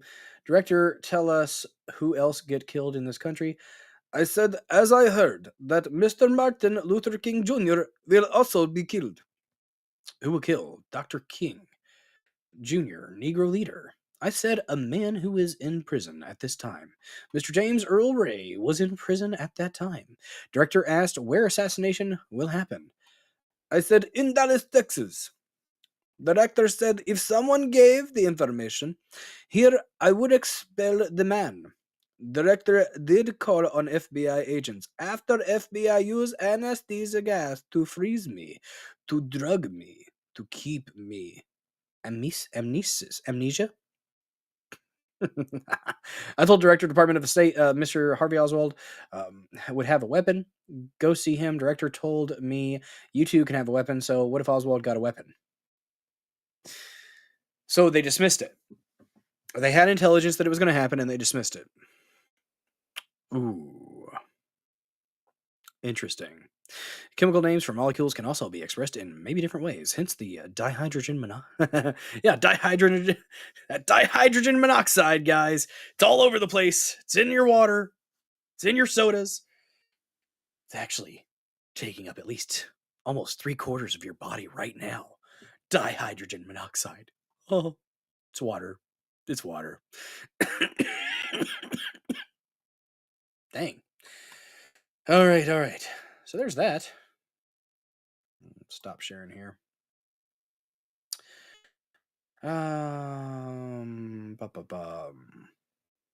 So here's one that just popped up from Ian Carroll. Let's see what he's talking. We got some redlining, guys. Ban dihydrogen monoxide. It kills people every year. It does. Some people, when you ingest too much of dihydrogen monoxide, it can severely alter your electrolyte balance, and it can cause you to display symptoms of delirium. So, I mean, this is really serious stuff. If you get in it and sometimes, you may be able to tread it long enough, but if it gets in your lungs, it pretty much, it'll take you down. It'll take you down, guys. It's very vicious too. It's once it moves in large forces, it can destroy a lot of things. Dihydrogen monoxide, very scary stuff. I need some dihydrogen monoxide for that cough. My goodness. Quite possibly. Man. Again, sorry about skipping out last night. And sorry that I'm a little bit less than on point tonight, but I'm making it. I'm making it, guys. Doing it for the people. The Killdozers here in the Dozer Den. We must roll on. So, okay. This is kind of the same kind of vibe I'm getting.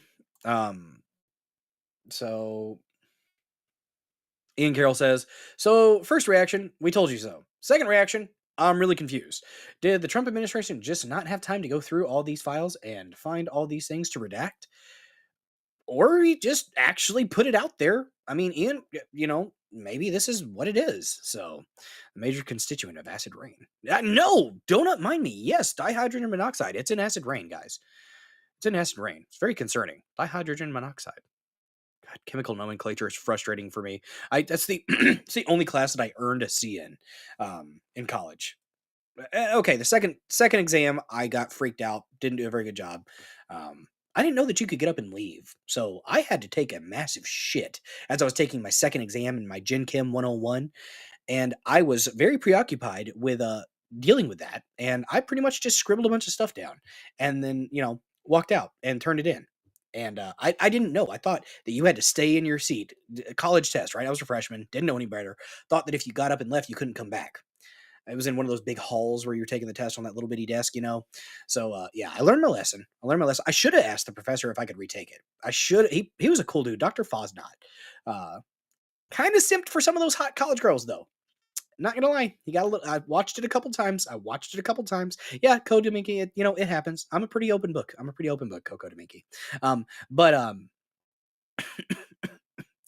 but I did watch that doctor actually definitely get flirted with, and he turned red and bashful, and I was just like, bro, come on, man. You got a wife. You're a full grown man. This little teeny bopper here in college flipping her tail trying to get you to give her extra this or extra that. And we all saw it.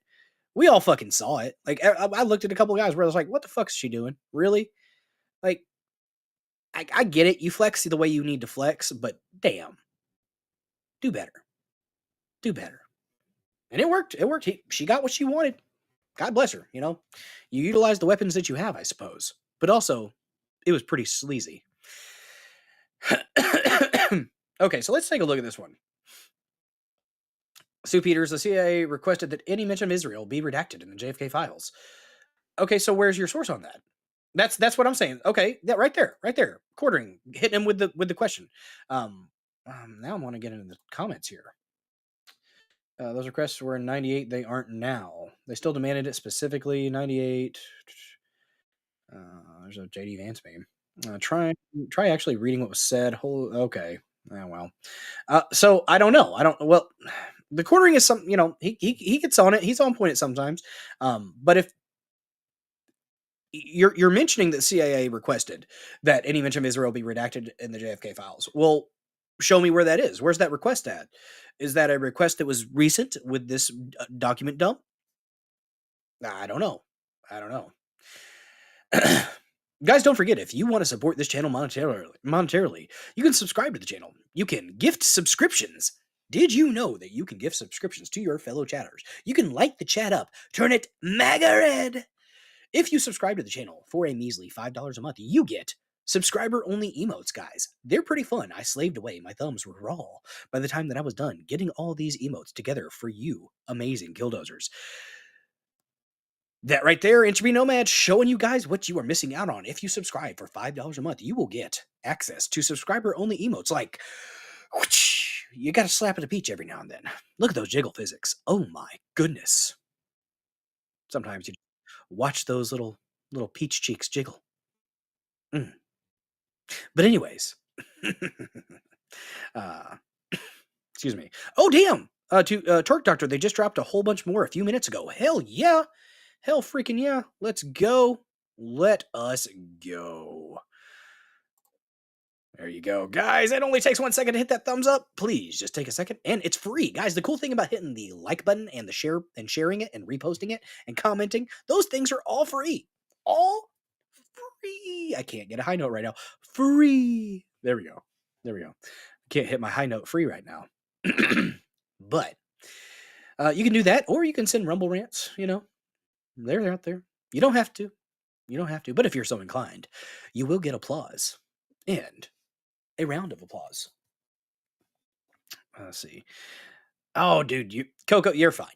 I get it. I am a broke bitch as well. So if you can't donate, don't put yourself out to donate to a channel like this. But if you can, much appreciated. Let's check this out.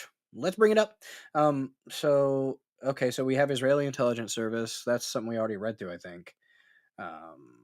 Maybe not. Yeah, that's the James Angleton. We read through that already. Given authority to disseminate FBI matters on interest to us. Yep, we looked at that one already. And we looked at that one. Yep. It just has everything redlined.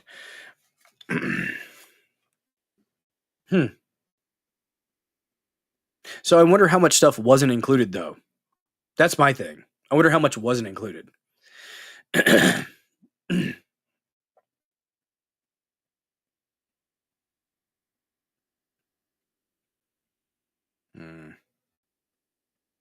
Yeah, we already read through these. They just had it circled with the red. So, okay, the quartering, he's saying they didn't, but yeah, there's a bunch of writing and a bunch of scribbles. I wonder who's doing the writing and the scribbling? That's my question. I want to know who's doing that. Because I think all of this is important. All of this is stuff that we need to know as the American people. We need to know who all was working together to hide this from the American people for these years, 60 years, right? Who all was working together to do that, and who was involved in the actual planning. We need to know these things. I need to know. Hey, I was able to hit that one. Hmm. I don't know, guys. I don't know. A lot, though. There's a lot. Let's see if there's anything in the comments under. My God. Ian Carroll with 340,000 views on it. 374,000 views. My God. Gordon is mostly a news reader, though. Whose news was he reading? That's what I'm saying. Like, like, how does he know? And Stu Peters? Stu Peters does have some questionable approaches at times. I'll just say that. I don't watch Stu Peters. If you do and you're a fan of him, that's great. I'm not going to tell you who you can and can't watch, but he's just not my flavor, honestly. Not my type of channel, not my type of account. Seems like there's a little bit of very concrete assertions that aren't necessarily as well founded as one might hope for a concrete assertion. If you're going to make a concrete assertion, you better have a damn good foundation underneath it, because if not, it will be chipped away at. So, let me see. Let me go to my bookmarks. Actually, we might have to leave here for a minute. Oh my. Do a little bit of hacking and coughing. But I will be back. I promise. This was a liquid coffee from We Are earlier. he was a little bit early. This was like 5 or 6 hours ago, before the documents started getting dumped. What's up? Good to see you. Trump was going to release first term, but Pompeo talked him out of it. Yes, that is correct. That is absolutely correct. Roxanne McGroin, thank you so much for joining this episode of the Dozer Den. Welcome. Smash the like button. Share this with your friends, your family, loved ones, all the places that you frequent. We must spread the word. We must welcome more killdozers here into the Dozer Den, guys. We're gonna get it, guys. We're gonna start growing. Yeah, that is a thing that Pompeo did. I actually had I used Grok to create a clown image of Pompeo, but Grok wouldn't do it at first. When I entered the prompt, it wouldn't actually do what I wanted it to do. But then eventually, after I tweaked it and moved some things around, the next one or two, it went ahead and gave me what I wanted, even though I wasn't directly asking for a clown-faced Mike Pompeo. So that was kind of weird. It said something like it can't make disparaging images or something like that. I was like, what the hell is this? I shared it on X and like tagged Elon Musk, and he's never going to see my account. And I'm like, dude, what the hell? And I did that though. And then I entered in a prompt that was similar, but not including clown, but I ended up with the exact image that I was wanting. And it's one of the thumbnails on my many videos that you can scroll through. But yeah.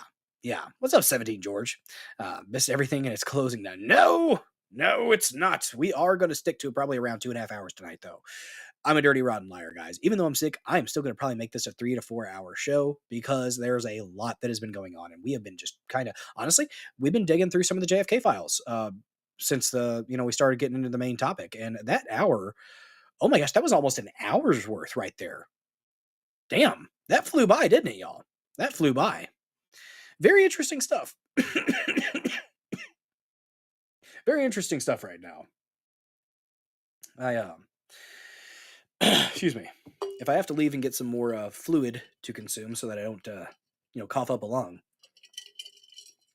Apologies for the delay. Maybe I'll play a music video or something. I don't know. I've got a couple on deck still from our Saturday stream, which, by the way, guys, during the weekdays, I typically keep it pretty news heavy.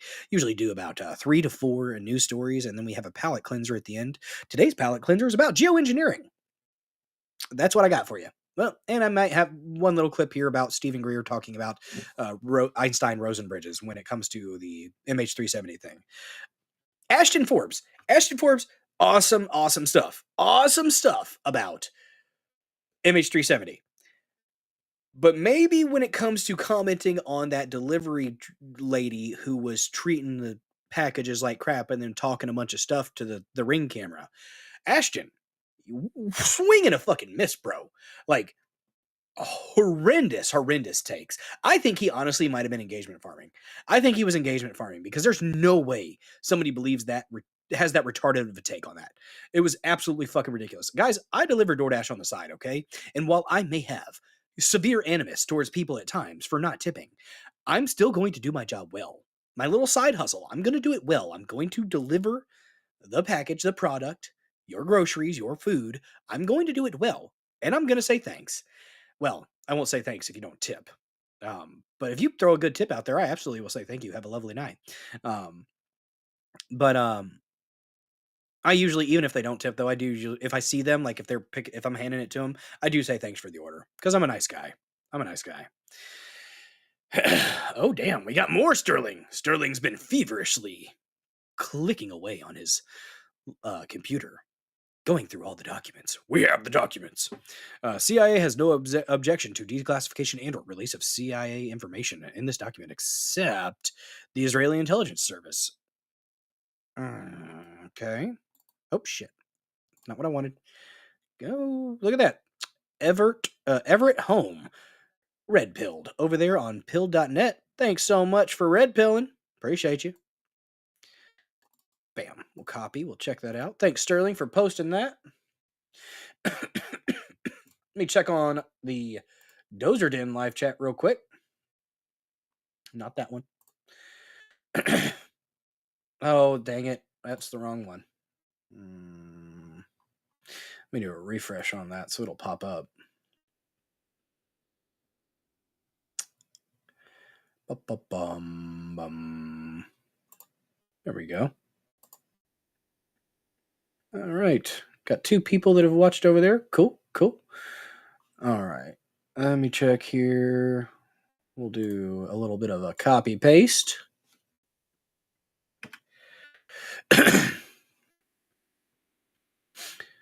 So this was 1998. So it says on there. Now it doesn't say current though. It doesn't say current. That's my thing. What's up, Castro? Lurking and surfing. Sup, savages? Good to see you, bud. Again, guys, thanks for rolling with me and hanging with me here in the Dozer Den, even if we're a little bit under the weather. Appreciate you guys. Well, it makes sense as they might not have access to what they have. So here's the thing where they're saying that they don't want it shared out. Let me bring it up here. That's what it says in 1998. That's not what it says now. So that's telling, though. That is quite telling, in my opinion, if they were that iffy about sharing it out then. So in the way of background, the control file was created to give us the opportunity of closely monitoring our liaison with Angleton on a variety of matters which were not reported. Through normal CIA channels, CIA directors permitted Angleton to run several intelligence projects, many of them with the Israeli intelligence service. Okay, so we already read that. CIA, okay, but it's up here. This is the big thing. You're right at the top. My God, guys, my God. I blame the fever. CIA has no objection to declassification and or release of CIA information in this document, except brackets. Israeli intelligence service. Oh my goodness. So that's what it was in 1998, but it's not now. So that's what people are like getting kind of confused. I think you look at it, in 1998, they wanted it redacted, but now it's been released. Yes, exactly, Sterling. Sterling, good Lord. Guys, if you haven't followed Common Censored over here on Rumble, he streams Mondays through Fridays, 6:45 Eastern for about 3 hours. Fridays goes a little bit longer because why not? You're having a party, right? It's Friday night, and you're feeling all right. Man. Jesus Velociraptor. I like that username. And so I'm going to go follow this person really quick just because that's an amazing username. They only have 132 followers. Well, okay. We'll see. We'll see if they're worth a follow. Jesus Velociraptor. Kind of. What? Let's see. They're posting a lot of never forget.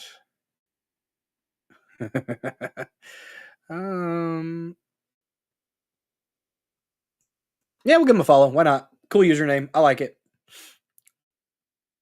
A lot of stuff though, guys. So crazy to see a CIA wanted Israeli intelligence not mentioned. Well, that's the thing. Public perception of certain topics has shifted substantially, I would say, over the last 20 years or so. Oh, we got more. Torque Doctor. You guys are coming in clutch tonight. Appreciate you. Because I had some stuff, but I didn't have all this. So you guys are, man, we're making this most of the damn show, ain't we? I do have another topic. Yeah, we're going to go ahead and do the other topic here in a second. But, sup, Cheddar Steve? Good to see you, bud. Thanks for joining. Don't forget to smash the like button. Marilyn Monroe's actual last name was Finkelstein. Finkelstein. Is it Finkelstein or Finkelstein? True story, bro. Always the Jews. Das Juden.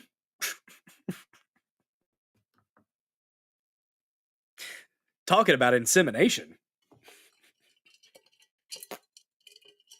If you weren't here earlier, you won't get the joke. That's an inside joke. Yep, I'm going to leave it at that. JFK Jr. called Joe Biden a traitor. Ooh, spicy cheddar, Torque Doctor. Thanks for sharing. What we got here? Let's bring it up. Let's share it with the folks.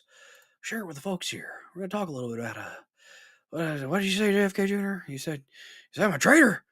I'm not a traitor. I just a corn pop with the rusty blades. I had some peach fuzz. Everything. Your dad was okay, I guess. We got rid of him, though.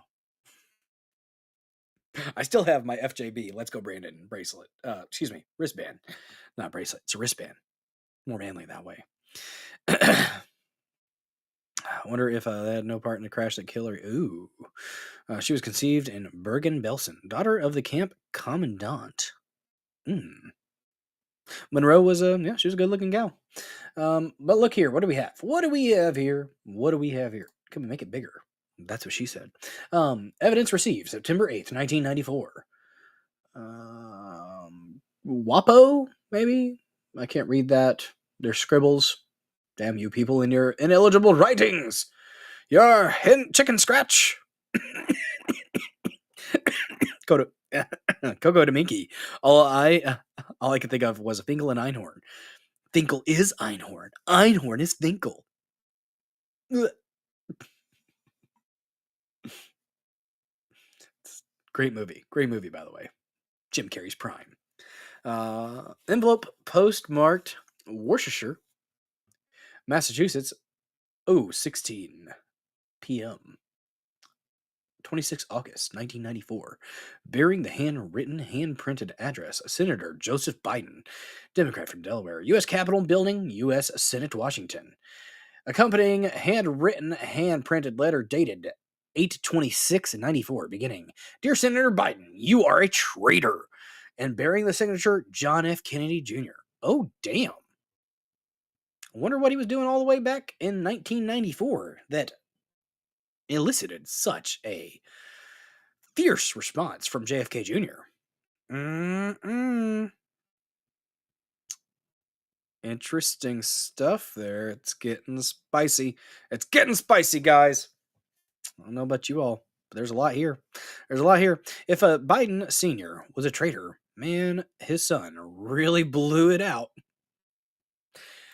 He's doing a lot of blow, that's for sure. What's up, Chops ITMC? Thanks for red pilling over there on pill.net. Appreciate you. Thanks for watching, guys, wherever you may be watching. And we do have somebody participating, Chops ITMC, coming in the live chat with a sticker. Hi there. I agree with your post there in the live chat. Like the gravestone pick, but I'd cross his name out and place Obama and Clinton above it. Oh my. There's going to be a lot coming out from this stuff, guys. I think there's probably more. Like they were talking it up. So let's go ahead and get into the stuff that I had bookmarked here. It's I really should have done this before, but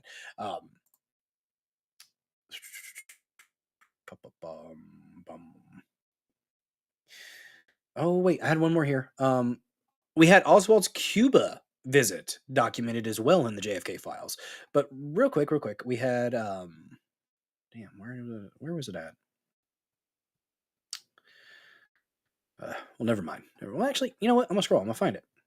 Cause I think I have it on here. There it is. So we had people talking about it. We had the White House reports that the JFK files dropped today will truly shock the American people. This was 13 hours ago. And I think that there's the potential that they actually weren't just hyping this up. I think if we actually have time to dig into it, I think it has potential to be truly shocking. Maybe I'm being a little bit optimistic. So that did come out about Cuba in the 80s. Yeah. So this might be old news, but let me go ahead and share this real quick. They definitely were, they were hitting it. hitting it pretty hard with the they were hyping it up pretty good. So the American people will have their hands on these documents, and there will be a story to tell. I won't preview that story, but let me tell you, the American people are truly going to be shocked at what they see. The American people will have... I mean, I'm ready to be shocked. I really am. Not yet. I'm really not yet. So, yeah, we're talking about all the stuff that, yeah, only 30% of the weapons reach the front lines. That's cool. That's cool.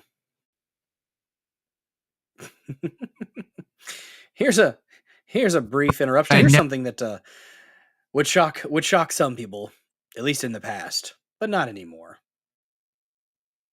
Never thought I would get to a place where I would nod as somebody said our elites are trafficking children for pedophilia. But actually, once you see what's going on, it makes sense, because what is pedophilia? It's a spiritual. It's not. And this is actually, Tucker Carlson is right on the same wavelength as I am with this. Since we're talking about these, the intelligence agencies doing dark shit, might as well go ahead and include this for a second here. So Tucker Carlson's reached the same conclusion that I have with the whole hurting kids thing. I do think that it's more than just a diseased sexual impulse, though. It's clearly that. Yeah. I wouldn't say it's a disease. It's a sexual impulse that's inspired by evil. But it's the desire to defile purity. Yeah. I think that's what it is. Yeah. I think the appeal is you take a child who is pure, physically untouched, not corrupted by adult desire, and you destroy that. Yeah. And that's the charge. And that's a spiritual thing. That's like, I need to watch this interview though. It's like, with a yeah, Clayton Morris from Redacted. And by the way, it's still happening. I mean, it's just, to me, it's just part of the same thing. I didn't know he was going to be on. It's the child sex trafficking, and then they're killing off of the children. And I mean, I've spoken to sources who've witnessed it firsthand, who actually. Chops ITMC over there in pill.net says a lot of the posts on the Kennedy that I've seen so far is already known stuff. I'll take professional subject matter experts to find what's new. Yeah. Well, and we just got through some of the stuff that was kind of new or that had been redacted in the past, at the request of the CIA. But some of these, the direct ties to Israeli intelligence. And literally a Russian coming in and saying that, hey, he knew Lee Harvey Oswald was going to do something. And they chose to ignore it and just let it happen. Lie hop, guys. Lie hop. But I think with Kennedy, it was my hop. They made that happen. They inspired that quite strongly. Actually used to be a part of it and didn't know they were a part. Yeah. Don't remind me. They used to work together on Fox and Friends. Yep. That's cool that they're able to still be friends and talk about stuff like this. Part of it. Out of Texas and flying these children from these facilities in Texas and Abbott's backyard to different parts of the country. Oh, what about so you're flying them to where? Oh, we don't really know. They say that but it's just wealthy people's homes. And do you check up on them?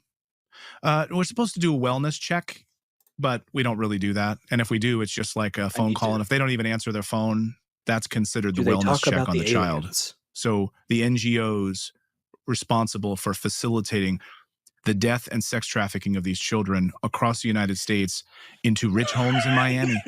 Rich homes in Orlando, rich homes in Tennessee, rich homes in Washington, D.C.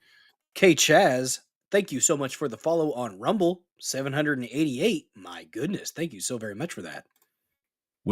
Are you the father of it? No relation whatsoever to these children. Yep. Dark stuff, guys, dark stuff. Here's a quick one from Michael Malice. He's a chaos imp, guys. He's a chaos imp. But he's absolutely 100% correct on this one. I think people underestimate to what extent privileged, especially white women, are willing to sacrifice their children for the altar of status. For them, having a trans kid is like winning the lottery, right? And you laugh, but it's really the case. It's very disturbing. They're the only ones bringing their kids to drag shows because for these affluent white female liberals offals, a man in makeup is like the second coming. And, they're showing bad because for these affluent white female liberals. Affluent white female liberals. Awfuls. A man in makeup is like the second coming. And, they're showing dad or their husband or whoever how enlightened they are because this is what corporate media tells them. So they can't wait to bring their kids and show how with the program they are. So they are a menace. And this, in my opinion, is Munchausen's by proxy. They're torturing their kids for all the sake liberal of white status women, and right? accolades. I know who you're talking about. But there you go. There was a quick little couple clips there. Break it up a little bit. Oh man. Let's see. Let me stop sharing here so I can find the thing that I wanted to share. Where'd the Cuba thing go? Here we go. We got a Cuba thing. So we saw the Gary Underhill one. We already talked about that. The Cuba one, I think, had kind of already been known, but you guys might not have seen it before, so let's pull it up. I know I hadn't seen it before, so Cuba one. Bam. So, scenario chronology of Oswald's visits to the Soviet and Cuban embassies. A man claiming to be Oswald visits the Cuban embassy between 10 a.m. and 2 p.m. The visit probably occurs around 1 o'clock. Oswald is described as 5 feet 6 inches tall. Oh, God. Another manlet, such as moi. Blonde hair, sunken cheeks, very thin, aquiline. I don't know. Nose. Damn it. I need to know words, okay? So if I see a word I don't know, I look it up. And so you'll have to bear with me while I do that, because if I don't, I can't let it go. So aquiline, or aquiline, I'm going to say aquiline, typically describes something resembling an eagle. Okay. Good Lord, sorry. Most commonly used to describe a nose with a prominent and curved bridge, like an eagle's beak. Well, there we go. We learned a word. If you didn't know, now you know. We're going to say aquiline. Aquiline. Kind of similar to an eagle beak. He's describing a nose. Very straight eyebrows, approximately 35 years old, and wearing a light blue Prince of Wales suit. He was said to look very cold, with a hard face and a penetrating, cunning way of looking at you. Oswald was seeking an in-transit visa to Cuba on his way to Russia. He displayed documents that showed his membership in the Fair Play for Cuba Committee and the American Communist Party. He was told that he would have to first obtain a visa to Russia before he could be issued an in-transit visa. But he is also told that he should return to the Cuban embassy with his passport and a copy of a photograph in order to fill out the visa application.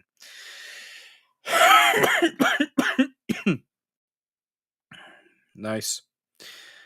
They were thinking this was going to prove he was a lone gunman, and well, clearly he wasn't.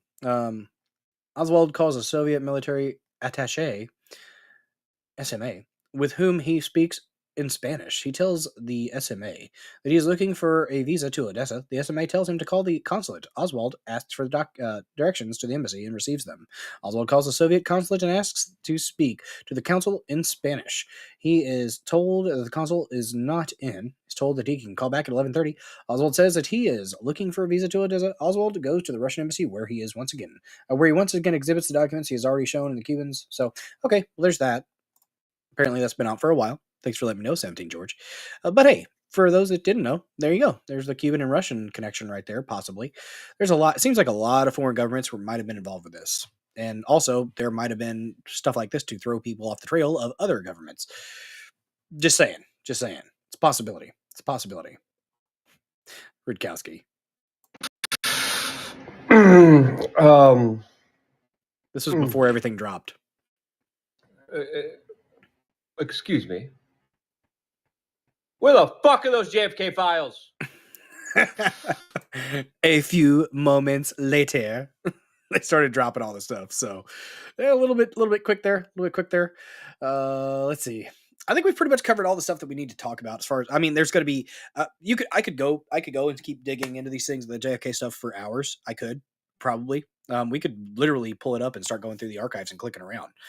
Something that we could do, but we do have other topics tonight, guys. And I said that I was going to keep it to around 2 hours, which I'm obviously not going to do that because we haven't even gotten through the first topic. Well, we're wrapping it up. We're doing our transition, guys. Not like the ones I do for kids in public schools, but another transition.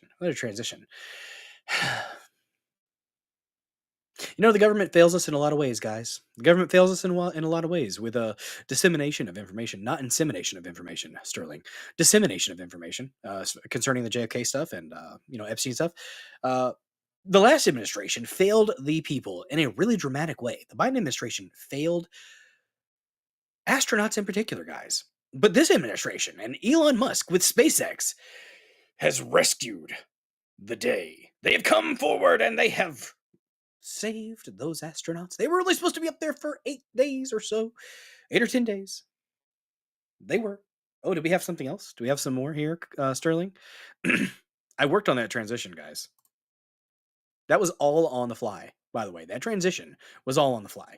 Sterling, you're fine. We already began our transition, but you know what? You can detransition at times. Just, there's things that are going to be there that you can't really change back as far as the flow of the show. It's okay. It's okay. This is probably important. So we're going to go ahead and look at it. And then we're going to get into the tale of Elon Musk, superhero rescuer of stranded astronauts. Did you guys like that transition? Did you? Oh, dang. Oh, my gosh. Oh, what do we have here? What do we have? Oh, no. What do we have here, Sterling? Did you drop a spicy meatball right at the end of our topic? What we got? What? Julian Conradson. Quote from the document. We now have plenty of money. Our new backers are Jews. As soon as we or they take care of Kennedy. Oh, God. Oh, God. What? That's not good.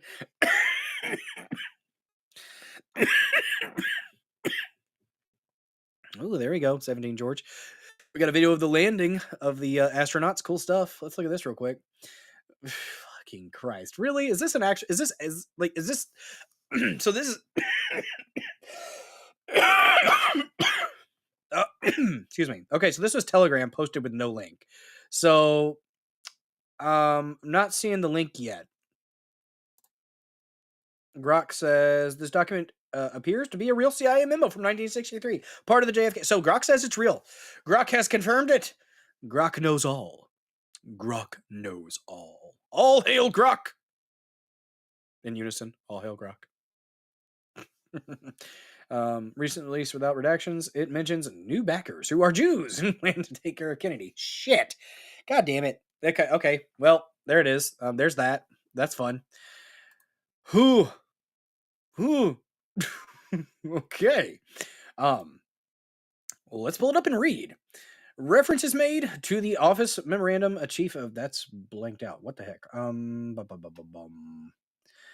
To the assassination of the late President Kennedy, and that this information also could involve the protection of President LBJ, that all information developed by the U.S. Secret Service should be made available to the Federal Bureau of Investigation, and that a joint investigation should be conducted with an exchange of reports and a free flow of information for the information of all offices concerned. 2165? Is that what that says?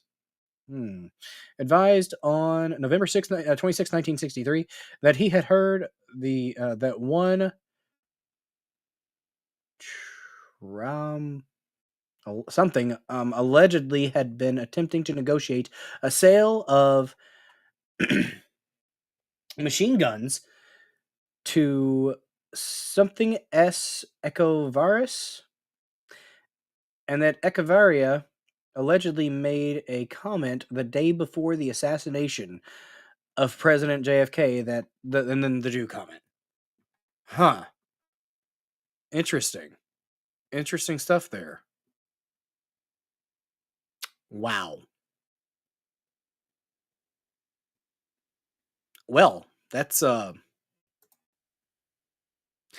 mean, if we believe the report from Echevarria, Echevarria.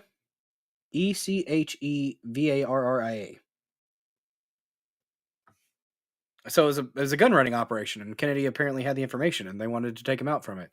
So, oh man, huh? This could get. Ooh.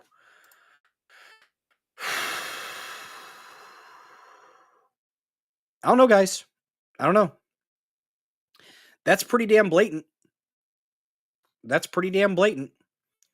Now, for everybody on the internet right now, that doesn't mean all Jews. It's not always Jews. It's not all Jews, okay? There are some bad Jews, just like there are some bad Christians. And there are some Jews that I would say that aren't probably followers of their religion that are, more not religious Jews that do some really bad things. And the Israeli government has been involved in some really dark stuff. The Mossad, I mean, we know that they have been. And it's okay to acknowledge that. It's okay to acknowledge that. Yeah, just interesting that that's never been reported on or released. That's breaking. That's a big one. Ooh.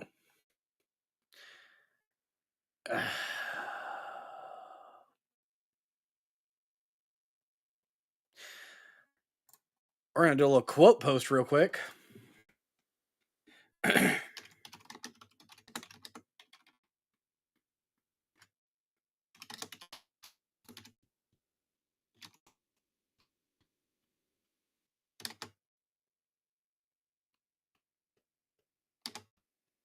going to go ahead and do, well, that's pretty blatant. And then in all caps, not all Jews. Just those bad ones.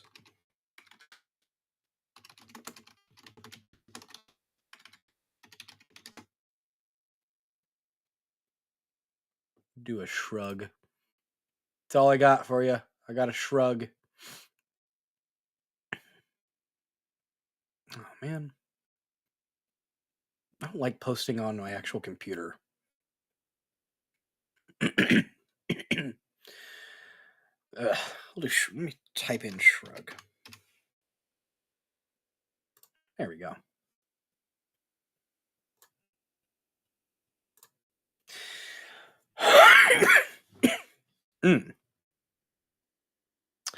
Schumer is a bad Jew. I would agree. Soros is a bad Jew. Yep. That was around that time too. So I bet it was part of the Israel getting plutonium. Sterling says, it's all Jews, Bill. Just jokes. It's jokes. We don't hate people based on immutable characteristics, and we don't attribute blanket things to people just based on immutable characteristics, guys. At least I don't. If you want to, that's fine. But I hope you wouldn't. I would try to inspire you not to do that, because I don't think it's very nice. But people are going to feel the way they feel. I live in Southeast Missouri, guys. There are people in my, that I know that are rather hateful towards people literally just because there's, because of something they can't change. And I still love them. And I still, but I don't agree. And I'll let them know I don't agree. But I still got love for them. And when I hear it, when I see it, I'm just like, not really my type of comment. You do you. Free speech, man. Just disagree with you. I just disagree with it. And that's what we do. We leave it, and we leave it at that, and then we move on. So the fact that we even have to say not all Jews, which should be incredibly obvious, shows the level of psychological manipulation going on. You are fucking right. You're right, Sterling. You're fucking right. Because that's the thing. That's the thing. Anytime you criticize Israel, anytime you criticize the government of Israel, all the shady shit that they've been involved in, you automatically get slapped with anti-Semite. And I'll go ahead and throw the disclaimer out there that it's not all Jews. You can call me whatever the fuck you want. I've made my positions very, very, very, very fucking clear in the 80 episodes of the Dozer Den. I've made most of my positions and stances on things quite clear. It's documented here on the interwebs. It's there for you to look at. You ask me a question, I'm going to be blunt with you. I'm going to be honest with you. And here's the thing. If I don't have enough information on a topic, I'll tell you. Because I don't want to, what is it? The quote, better to remain silent and be thought a fool than to open your mouth and remove all doubt. Forgot where that quote's from. Is that from the Bible? I don't know. Again, guys, I do apologize for any feverish ramblings.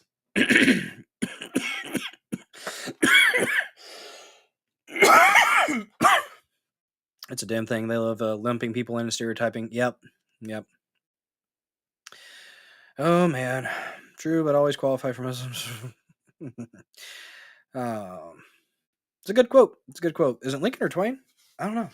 I thought it might have been Franklin. But I don't know, so I'm not going to say for sure that I do know. I just know it's a good one. I like it. All right. So government corruption and government failing us. Let's go ahead and talk a little bit about that rescue mission. Successful rescue mission. We don't have probably not going to do a 15-minute video. I forgot to copy and paste that anyways. But I do have a clip. Of the landing. And then we have an article that we're going to get into if I can speak.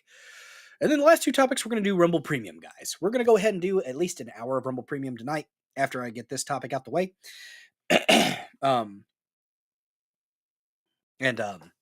Yeah.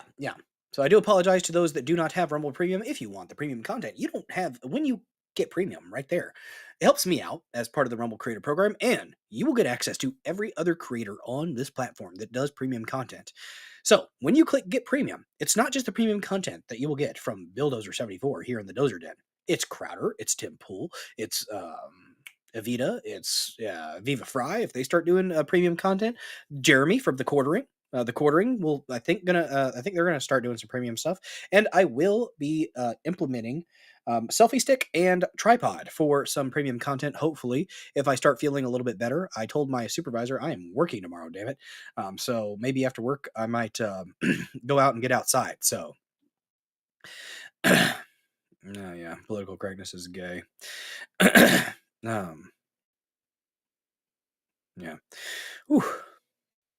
Blaming the Jews for the actions of the Israeli government or the intelligence services is like blaming all Americans for the actions of our government. Yes, absolutely.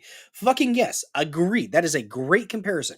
Just because our CIA does some really dark shit and, traffics children and our tax dollars pay for that shit doesn't mean that the American people consented to that.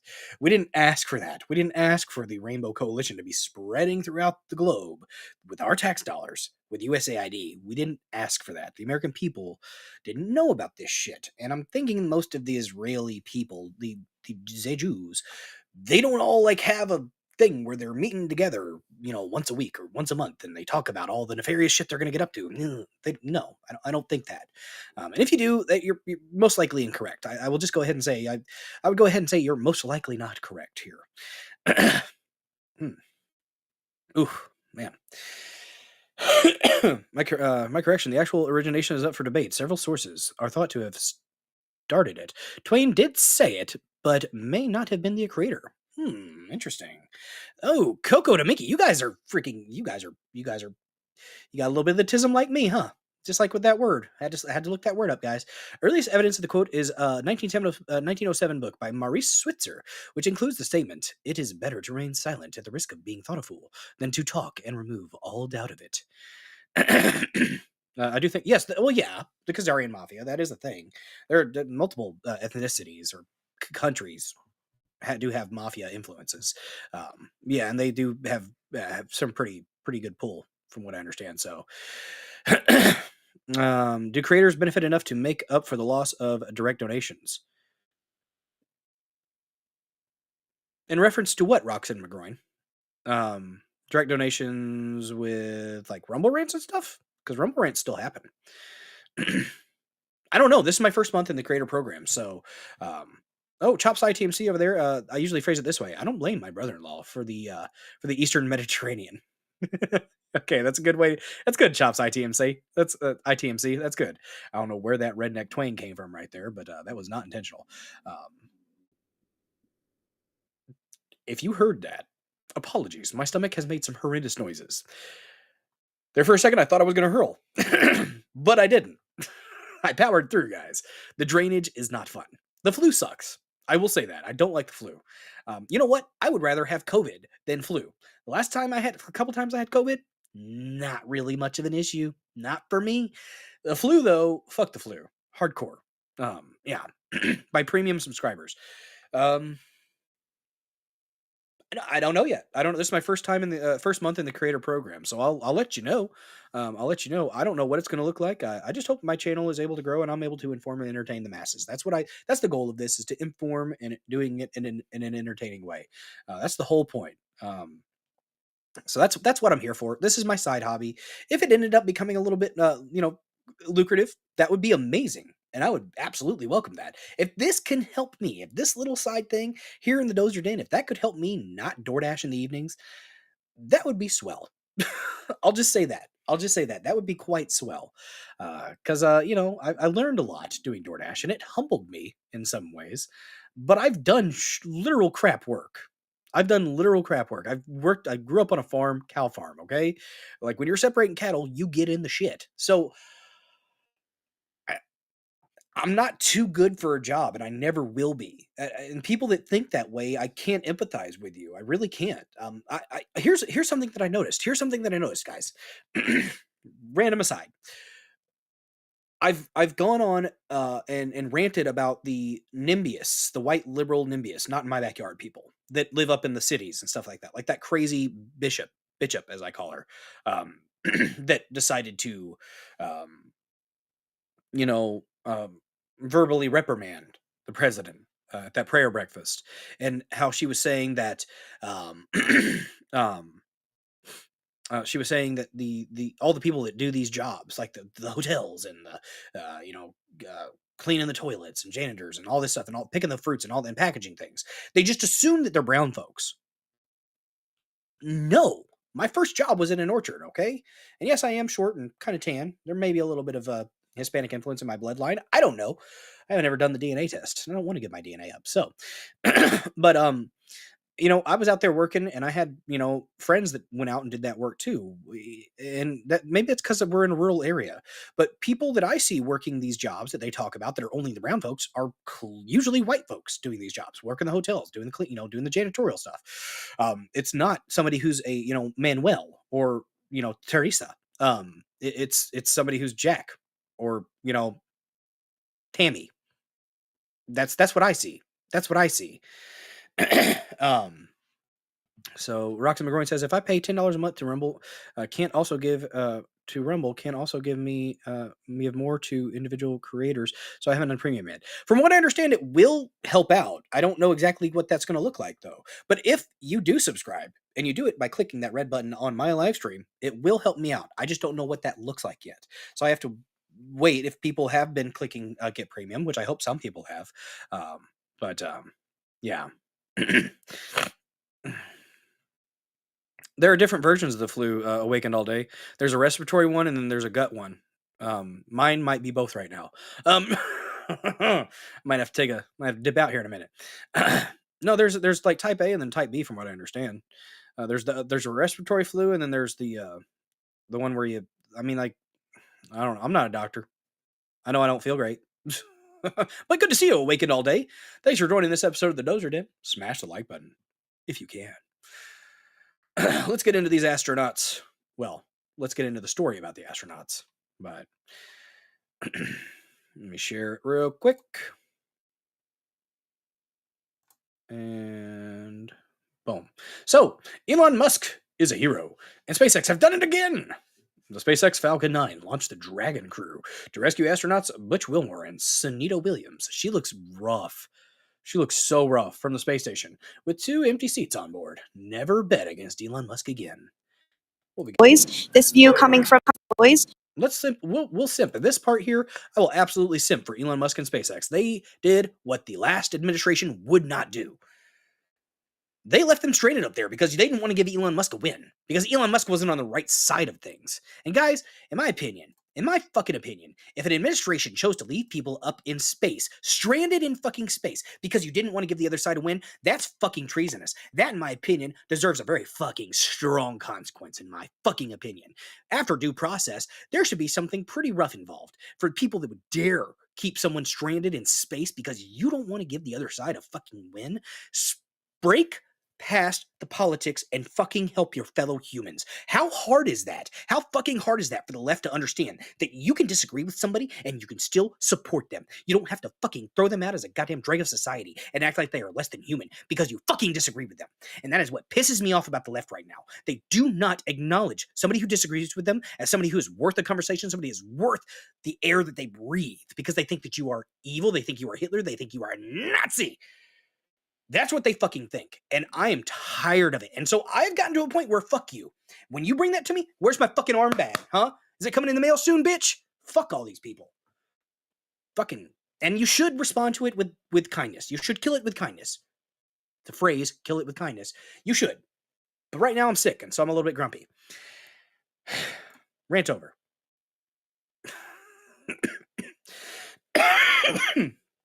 Oh, God. Yep. Oh, more Coco to Mickey from the Daily Wire. That's a spicy one right there. Old Jeremy Boring. That fucking douchebag. Honestly, Jeremy Boring's been a cunt ever since I saw the first time I saw him on screen. I'm like, this guy strikes me as a fucking twat waffle. By the way, sign language for twat waffle. Twat waffle. Twat waffle. Ooh. I'm gonna have to step away for a second, guys. We're gonna play this clip real quick. Let's get back to it. Got the rant done. Plot thickens, says Gene Hackman's wife called office after cops say she died. Well, that's fascinating. Now, H1N1 was the base strain that is both the Spanish flu and the swine flu. Some believe the Russian flu. I don't know. Man, if you don't... My stomach's making some awful noises, guys. Awful noises. If you hear it, apologies. I shouldn't be bringing attention to it, though, should I? Let's watch the landing. The landing, guys. This view coming from the WB-57 high altitude plane. And there you see it on your screen, drogue deployment. Drogue descent rate nominal. You can hear the crowd here. Visual on 2 healthy drogues. These people were up there for almost a freaking year. 8 or 10 months or something like that. The crowd here very excited as ISS. Dragon Freedom continues to make its way back to planet Earth.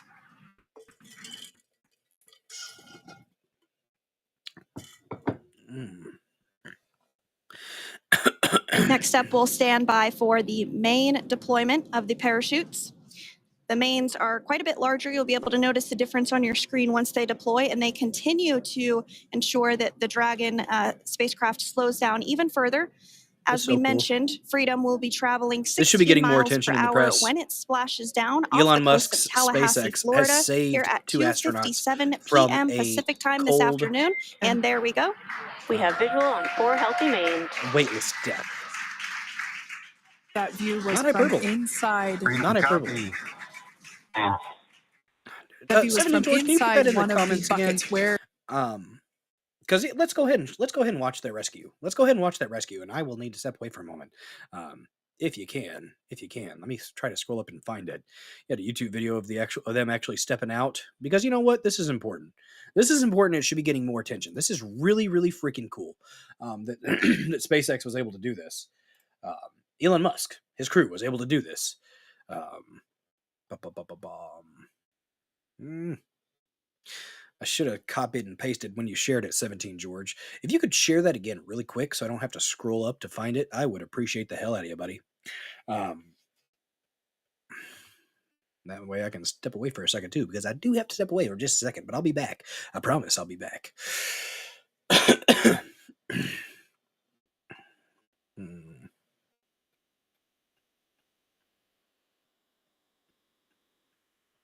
I'm scrolling. Oh, Proverbs 17:28. Entry Nomad shared some biblical stuff there, huh?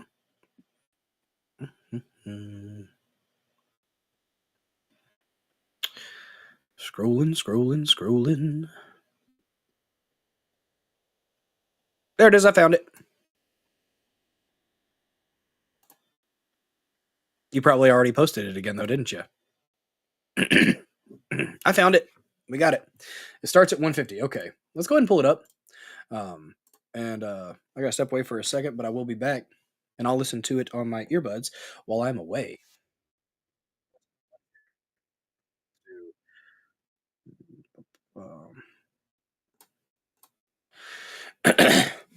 Yep, I got it. Apologies if the audio is a little bit wonky, but I'll be right back, guys. Discovery clears the tower. Discovery, go and throttle up. Discovery rocket, open deploy. Take care that everybody in the shuttle program, the crew is go for launch. Roger, nice to be in orbit. We have followed in their footsteps to get us where we are today.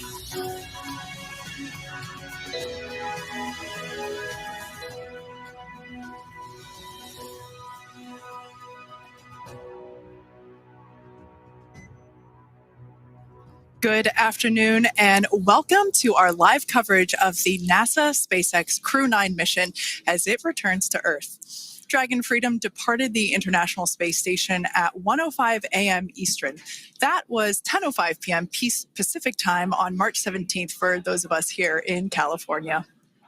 On board Crew 9 are NASA astronauts Nick Hague, Sonny Williams, Butch Wilmore, and Roscosmos cosmonaut Alexander Gorbanov. And they are now on their way to the targeted splashdown site off the coast of Tallahassee, Florida. My name is Kate Tice, Senior Quality Systems Engineering Manager here at SpaceX. And joining me today from NASA Communications is Sandra Jones. Thanks, Kate. It's always such a pleasure to be here. Upon departing the International Space Station, Dragon underwent a sequence of departure burns. The crew then had a rest period and has since kicked off preparations for re-entry, including getting into their spacesuits and successfully performing a leak check. The next phase of the mission is when things will really start to amp up. Dragon has a series of steps to complete before returning Crew 9 home. That's right. First, Dragon will maneuver to the correct attitude and jettison its trunk, which is the cylindrical, unpressurized lower part of the spacecraft. The trunk is currently connected to the aft or bottom section of Dragon, where the heat shield is located. But in order to expose that heat shield and get the vehicle ready for atmospheric reentry, we're going to jettison that trunk. From there, the spacecraft will use its forward thrusters to perform a deorbit burn, which will put Dragon on a trajectory to return to Earth. This burn will last about 7.5 minutes once it starts. The deorbit burn uses Draco thrusters on Dragon, primarily the four located on the forward bulkhead, and is executed at the apogee, or the highest point of Earth's current orbit around the Earth. This deorbit burn will alter Dragon's path to ultimately line it up to re-enter Earth's atmosphere and splash down off the coast of Florida. Splashdown today is planned for 2:57 p.m. Pacific or 5:57 p.m. Eastern. The Crew 9 mission began a little differently than usual, since Butch Wilmore and Sonny Williams were already aboard the space station when Nick Hague and Alexander Gorbanov arrived in the Crew 9 spacecraft in September. Having arrived as the crew flight test crew for Starliner, Wilmore and Williams were fully incorporated into the space station's Expedition 72 team and began research and other work aboard the station along with the other crew members. Additionally, Williams commanded the orbiting laboratory for much of the expedition. And after a successful liftoff and separation from Falcon 9, Nick and Alexander made a short flight on board Dragon to the International Space Station in September. Both veterans of long-duration station missions, both Williams and Wilmore conducted spacewalks during their 9 months in space. Having had the capacity to leave the station at any point, had there been some type of emergency, the crew members began packing for their voyage home about a week ago and worked through tasks and shared lessons learned with the newly arrived Crew 10 team, who arrived just a few days ago. For return operations such as this, NASA and SpaceX closely coordinate with the United States Coast Guard to establish a safety zone to ensure public safety and for the safety of those involved in the recovery operations, as well as the crew on board the returning spacecraft. Multiple notices are issued to mariners in advance of and during recovery operations, and Coast Guard patrol boats are deployed to discourage boaters from entering the splashdown zones. Now, we do want to stress to the public the need to respect this safety zone. Recovering a spacecraft from the water is a hazardous task, and any other boats interfering increases risk to the astronauts in Dragon, the teams working to recover them from the water, and the safety of those that come too close. So for the safety of the crew and your safety, we recommend you sit back and watch as we'll be bringing you the best possible views of our astronauts' homecoming. And they will be the best views that you can get. So let's take a minute to meet our returning crew. U.S. Space Force Colonel Nick Hague is your Crew 9 commander. He was selected by NASA as an astronaut in 2013. This was his second spaceflight to the International Space Station and third launch overall. He spent 171 days in space with Crew 9 and has a career total of 374 days in space. During his mission, he completed a spacewalk with astronaut Sonny Williams. That was his fourth spacewalk, earning him a career total of 25 hours, 56 minutes of spacewalking time. Before Crew 9, Haig previously served as a crew member of Expedition 59 and 60 back in 2019. He flew with Alexei Ovchinin and NASA's Christina Koch. So this is his second time sharing the space station with Ovchinin. The Kansas native is a test pilot of a distinguished graduate of the United States Air Force Academy. Nick spent 5 months in Iraq in support of Operation Iraqi Freedom. He voluntarily transferred from the United States Air Force to U.S. Space Force in 2021 and is an active colonel. His wife, Katie, is a retired U.S. Air Force colonel, and they have 2 sons. NASA astronaut Sunny Williams is a mission specialist for Crew 9. This was her 3rd visit to the space station. She originally launched aboard Boeing Starliner spacecraft and arrived at the space station on June 6th. And it looks like we are beginning to get some views inside the spacecraft, overlooking the shoulders of the crew on board Dragon. We'll continue to bring you those views throughout the day and views throughout splashdown this afternoon rather. But to jump back into a little bit more about Sunny, she became an Expedition 71-72 crew member, and she logged 286 days in space on this mission. But she actually has a total of 608 days in space, the second most time in space by a U.S. astronaut. Former NASA astronaut Peggy Whitson ranks first for the U.S. with 675 days in space. She conducted 2 spacewalks and has completed 9 over the course of her career for a total of 62 hours and 6 minutes of spacewalking time. She ranks 4th on the list of cumulative time spacewalking by a female astronaut. And she has flown on 4 different spacecraft types, including the Space Shuttle, Soyuz, Starliner, and now Dragon. Previously, she served on Expedition 14 and 15 in 2006 and 2007, and again with Expedition 32 and 33 in 2012. She's a retired U.S. Navy captain and is a proud graduate of the U.S. Naval Academy. NASA astronaut Butch Wilmore is also serving as a mission specialist today. This is his 3rd spaceflight, and just like Sunny, logged 286 days in space. He conducted 1 spacewalk and completed 5 over the course of his career, earning him a total spacewalking time of 21 hours, 2 minutes. To see the difference. He's flown on 4 different spacecraft types throughout his career: the Space Shuttle, Soyuz, Starliner, and now Dragon. Previously, the Mount Juliet, Tennessee native served on STS-129 in 2009 and Expedition 4. Like it's not the classic like giants thing that they can barely move around. Now it's like they can actually be flexible and do things like I don't know. Makes you question some of the older stuff. 41 and 42 from 2014 to 2015. Wilmore is also retired, a retired captain in the U.S. Navy. Okay, so they hit the water around 145, leave the capsule around 150. 150. Okay, so I did minute 50. Okay, so my apologies. Again, guys, a little bit delirious with the fever, so let's scroll to about 150. Well, that's them.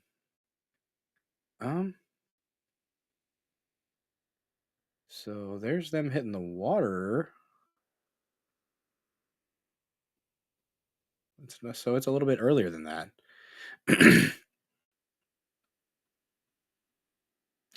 Imagine these bios delivered in the voice of Michael Buffer before boxing. And in this corner, fighting out of the blue corner. All right, so has the thing come down yet here? There's them waiting for it. You said 150, an hour 50 is when it starts? Because I'm seeing it down at an hour 29. Don't read the chat. So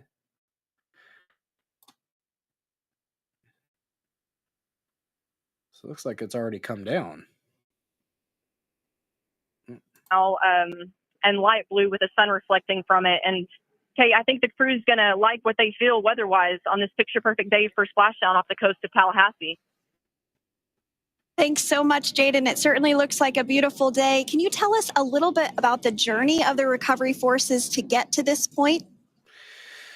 Sure. So one unique aspect of this recovery was the onboard training on station conducted for Butch and Sunny to ensure they were ready to return on a Dragon spacecraft.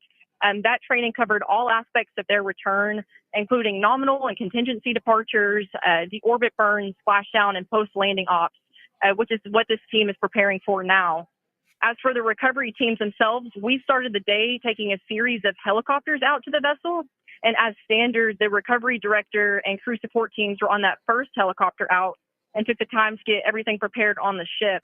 Oh, About so they 2 got hours before they splashdown, pulled they the ship deployed up. those fast boats and jet skis into the water. That's cool. The dolphins are I was saying actually on the second helicopter out, and we were on the vessel That's about cool. an hour and a half before splashdown and landed on top of the helicopter pad on the So they Megan. brought it up onto the ship, and then they And got out. the teams have been working diligently across their respective disciplines this week, executing Dolphins what are can smart. only be described, in my point of view. Skip ahead to here. Dragon Freedom with the Crew 9 cohort They're on still board. on. Now we're They had an on-time splashdown at 5:57 p.m. Eastern Time, 2:57 p.m. Pacific Time. true, We can 17 see George. that It's a the possibility. spacecraft. You never know. Freedom You never know. translation is in progress. Copy. And seal it. We can see that spacecraft was successfely recovered from the Cooling it ocean surface and is now being 45 minutes after the washed capsule on the with ship. fresh water, as obviously they splash down in salt water. So we're trying to rinse off as much of that salt water as possible. Yep, code And to we can Minky. see the spacecraft continuing to move closer and closer to that recovery deck. Freedom, the crew is working on side hatch opening now. There we go. Expect hatch open in about 2 minutes. God, they were in there for that long, just chilling. Okay, That's gotta be. That's gotta be. I just wanted to say that to you guys. I mean, you and the hell. team did You're so awesome close, but so job. far still. You've been up in space for 8 to 10 months or something like that. Just really, And then you hit, really impressed. and then you're ready to go, and then still gotta wait. Hurry up Thanks, and wait. Nick. It's been an honor. This is a pretty exciting moment coming up. We are working to open the side Very about hatch. to open the latch. One thing that may not be obvious from just looking at the spacecraft here is that this side hatch that we're about Almost to 30 open. likes. The If you last haven't time it smashed the was like button open yet, was go ahead when and hit that thumbs up. when this spacecraft was at the launch pad. This side hatch is what is used for initial capsule ingress and final man, capsule they have to egress, think but that. all comings and goings from the spacecraft while it is on board the space station are from the forward hatch, which is located at the top of the spacecraft under that nose cone. So this is a pretty exciting moment because it will be the crew's first breath of fresh air since boarding their ships at the start of their journeys last year. Oh, real quick. Hey, Trish, you know that guy that you banned a few streams ago, like a couple weeks ago, First Amendment rights? I found him on another chat, and I let him know it was an accident, and all is forgiven. He said he refollowed, so I don't blame him for rage unfollowing me either. But it was friendly fire. I told him, I was like, as soon as it happened, I'm like, no, he was a friendly. we had a troll attack a couple times, guys, and Trish shooting them down, pow pow pow. And the very first person that will have the opportunity to say hello to the crew once that hatch is open is a SpaceX medical recovery personnel representative. Then we'll see procedures take place to remove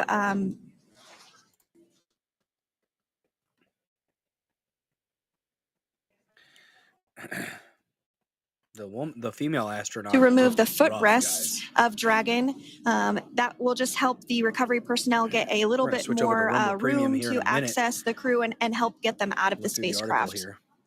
Yeah, you're absolutely right. Safety is, once again, top priority here, and removing those footrests from Don't forget, all guys, if you four want to support the channel, you seats can send Rumble will Rants, be subscribe, helpful gift as a subscriptions, recovery, share, as a little bit of SpaceX generosity recovery with your team fellow member will chatters. actually go into the This is Venmo and capsule, Cash App as well.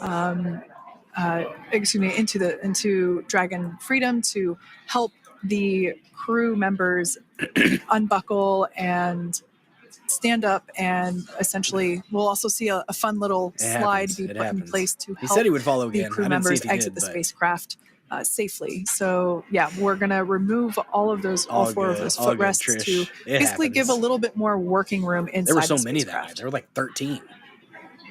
That's right. And we did hear the go for that hatch opening. So we're just Here a couple it minutes comes. away from being able to see that. Maybe. And then we might be able to get the chance to see a couple of views inside of the Dragon and see the crew following their splashdown. Now, opening. Real quick, let's go ahead and shout out our new followers because we've gotten a few guys. We've gotten quite a few new followers over the past couple days. We had K Chaz here during the stream. HUI High 001, that might be a bot. Red Pill Rescue. Does it right one. Sequelain Sahir. I'm suspicious of you. Uper 1911 Arushahi.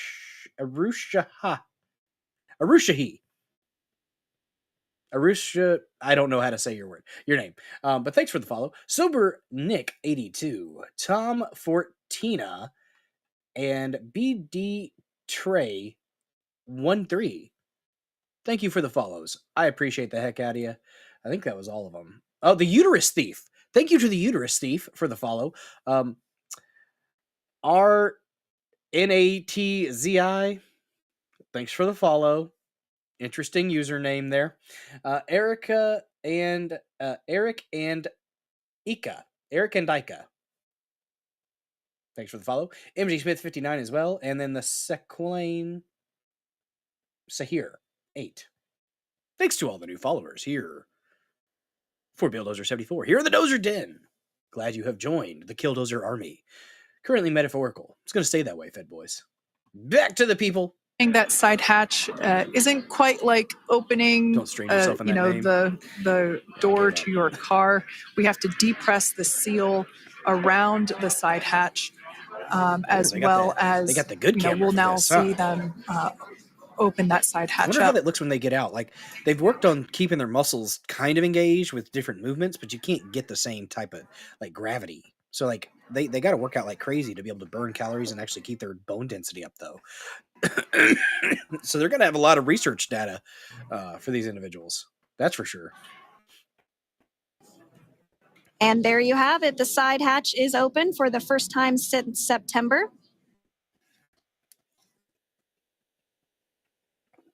There's one glass of water down. We can see some of the protective. Again, I'm simping for SpaceX and Elon Musk right now. That was brought into frame. They deserve all the that praise. will help This is protect awesome. the edge of the side hatch. One from any potential damage. Oh, we can see the recovery crew member there taking photos of the side hatch seal. This is part of the standard operation for recovery. These photos will get saved into our procedure. We'll then install that protective frame around the side hatch. This helps to ensure that the side hatch itself. Well, those two are the ones that were stuck up the there. edges the other of it ones incur were no on their damage scheduled, while like, trips crew up there. members are coming out from the spacecraft. I think these were the two that were stuck up there. They were only supposed to be up there for like 8 days. We got an article. If you missed it, we'll go there ahead was and also a recovery team member that went inside. So there are now 5 people on because board why talk the good about Dragon Elon Musk or spacecraft. SpaceX, right? Because he's a Yahtzee. Stupid.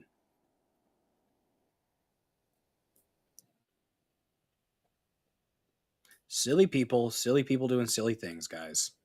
Silly people doing silly things. And if you are just joining us, it has not yet even been an hour since Crew 9 splashed down off the coast of Tallahassee, Florida at 2:57 p.m. They were supposed to be in Pacific space for 10 time. days last summer. The crew is now on board the recovery vessel Megan, American and a the Russian hatch cosmonaut, is Alexander open. Gorbanov. Next major milestone that we'll see Nick is Hague when and the Alexander crew Gorbanov rescued them. will actually egress or exit the spacecraft. But before that, they'll continue to, the recovery personnel They will worked there continue since June. to The Boeing install Starliner that capsule suffered leaks and protective mechanical issues. area Forcing around the NASA to hatch return the and craft then without remove the anyone on board. footrests. So we're a couple minutes away from seeing the crew egress, but not too long away.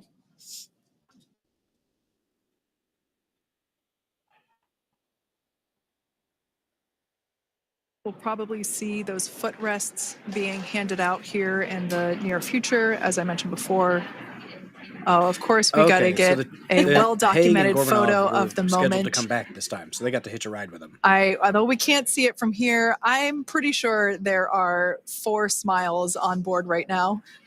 And we did hear that report out from the commander, Nick Hague, following splashdown that there were four smiles as far as he could see. Yeah, capsule Nice. full of grins. Now, generally speaking, and there we do see Crew 9, they some are. happy waves, smiles all around back on Earth. I wonder how they're able to get around after being up there for that long. Because that like low gravity or almost no gravity. Because they were up on the ISS, right? Oh, we'll read the article here in a second. generally speaking, we have the individuals in the 2 center seats. That'd be dirty if I switched over to Rumble the Premium before they spacecraft came out of the capsule. Exit first. That would be dirty. I would feel you bad might about hear that. us refer to this as I don't want to be that guy. the exit process as egress. It's just another term for exiting the spacecraft. Generally speaking, most of the time have the 2 center seats egress first, as it makes moving around inside the capsule a little bit easier.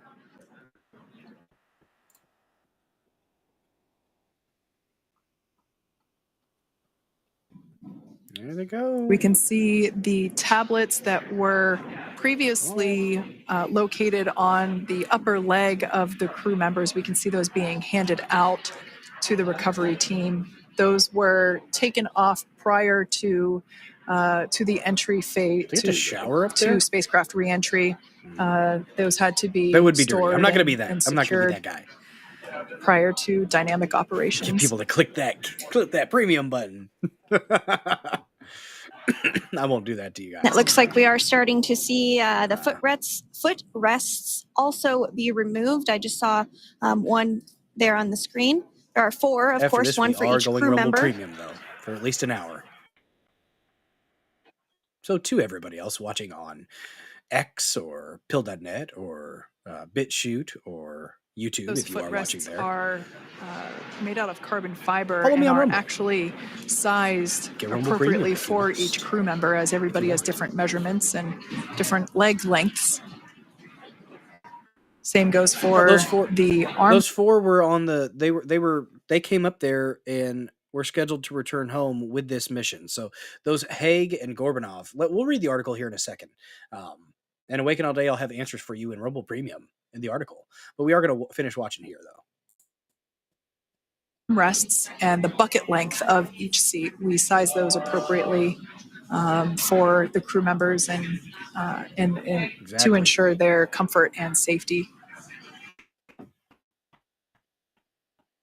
I believe we just saw the little ramp that is used to help slide the crew members out from inside the spacecraft.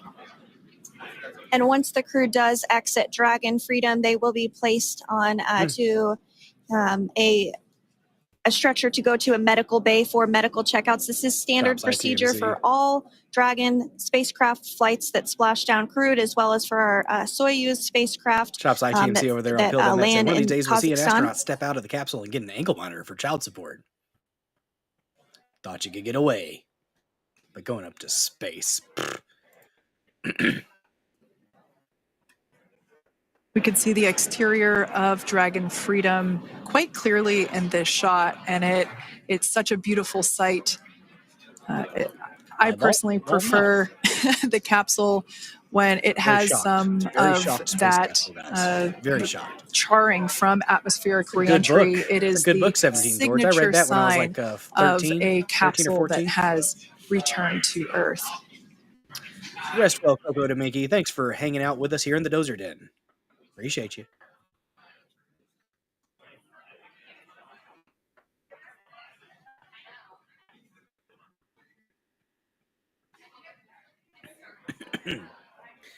Continuing to stand by for our first crew member to egress or exit for Dragon Freedom following their splashdown at 2:57 p.m. Pacific time. Dragon undocked from the International Space Station at 10:05 p.m. Pacific just yesterday, so it was about 17 hours of phasing.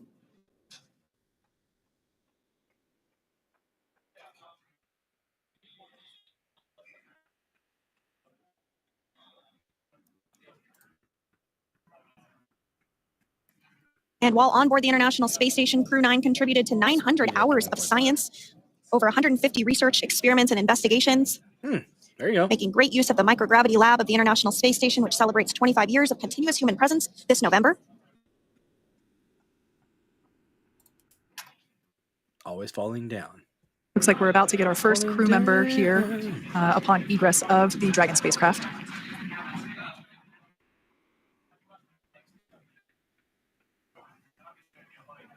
So we are standing by for that egress. Outside of Dragon, you do see one of those stretchers. This is the expected procedure, as the crew will be taken to medical facilities following their exit from Dragon.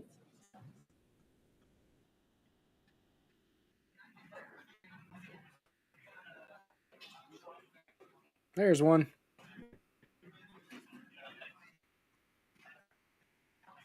We can see folks on board clapping as our first crew member. Yeah, you can stand. And that is NASA astronaut Nick Hague, commander of Crew 9. Okay, so Hague was the one that has now out of Crew Dragon Freedom. Yeah, they pretty much got to carry him off. Some smiles, thumbs up, and a wave. Can't get any better than that. Yeah, that is one happy camper, that's for sure. As we said before, it is standard procedure for all of our long-duration crew members to receive assistance upon egressing from the spacecraft. We basically help them move off of the recovery deck and into the private medical quarters for their initial consultation with the SpaceX flight surgeon. Oh, the so we'll see that take place for all 4 of our crew members today. Well, I guess they might not be up high enough to get fully blasted by it.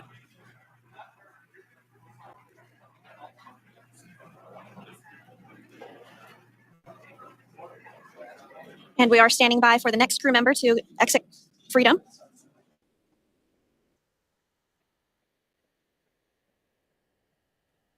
That's taking a long time. Yeah, I think everything's going to be, they're going to be going sloth. Yeah, and they're going to have to do a lot of physical therapy to get their strength back up too, 17 George. Yeah, there's another one. Next up out of the capsule, we expect Roscosmos cosmonaut Alexander Gorbanov. First space flight. Expected they to let the people that weren't supposed to be up there that long to get out before the other ones. Looks like we're getting some cheers and clapping on board as Alexander is slid down the little ramp and placed into the mobility aid. Once again, big smile. All right, then these last two. These two are the ones that have been up there that weren't supposed to be up there longer than 8 or 10 days. Now, the 2 crew members remaining in Dragon are NASA astronauts Sunny Williams and Butch Wilmore. Drops. They completed 286 days in space. 286 days. My God. One of the remaining footrests being removed from the Dragon spacecraft. There's going to be a lot of data that they can gather from these individuals, but that sucks. But that's the way it has to be. Like, you get what you can from a bad situation, I guess. As I said before, we generally try to have the crew members that are located in the 2 center seats aboard Dragon. And we like to have them egress first if possible, as it creates a little bit more movable working room inside the spacecraft. There's a recovery crew member inside that's helping all of our Crew 9 crew egress or exit from the spacecraft.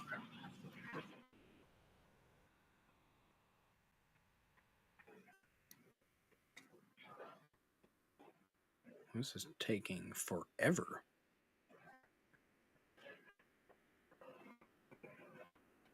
We are standing by for the next crew member to egress or exit Crew Dragon Freedom following the splashdown not even an hour ago at 2:57 p.m. Pacific time.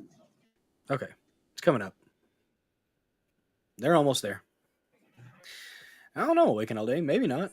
Really have the recovery operations down pretty quick at this point. Yeah, it's pretty incredible to think the that Biden administration literally just 5 years ago when we were doing the initial demonstration missions of the Dragon for Crew Dragon, that now we're under about 30 minutes for to retrieve the spacecraft from the water, and just several minutes here while it's been on board and to get everyone really to get that side hatch open.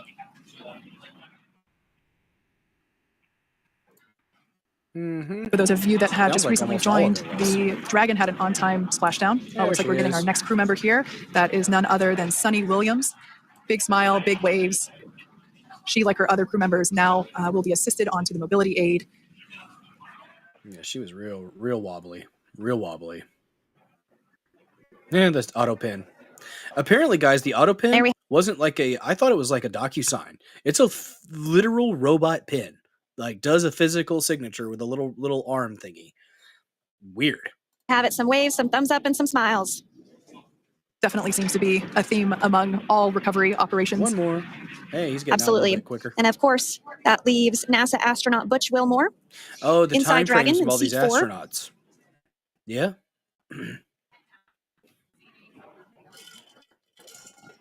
We're getting some views of him now as he egresses or exits the spacecraft. I'm out though.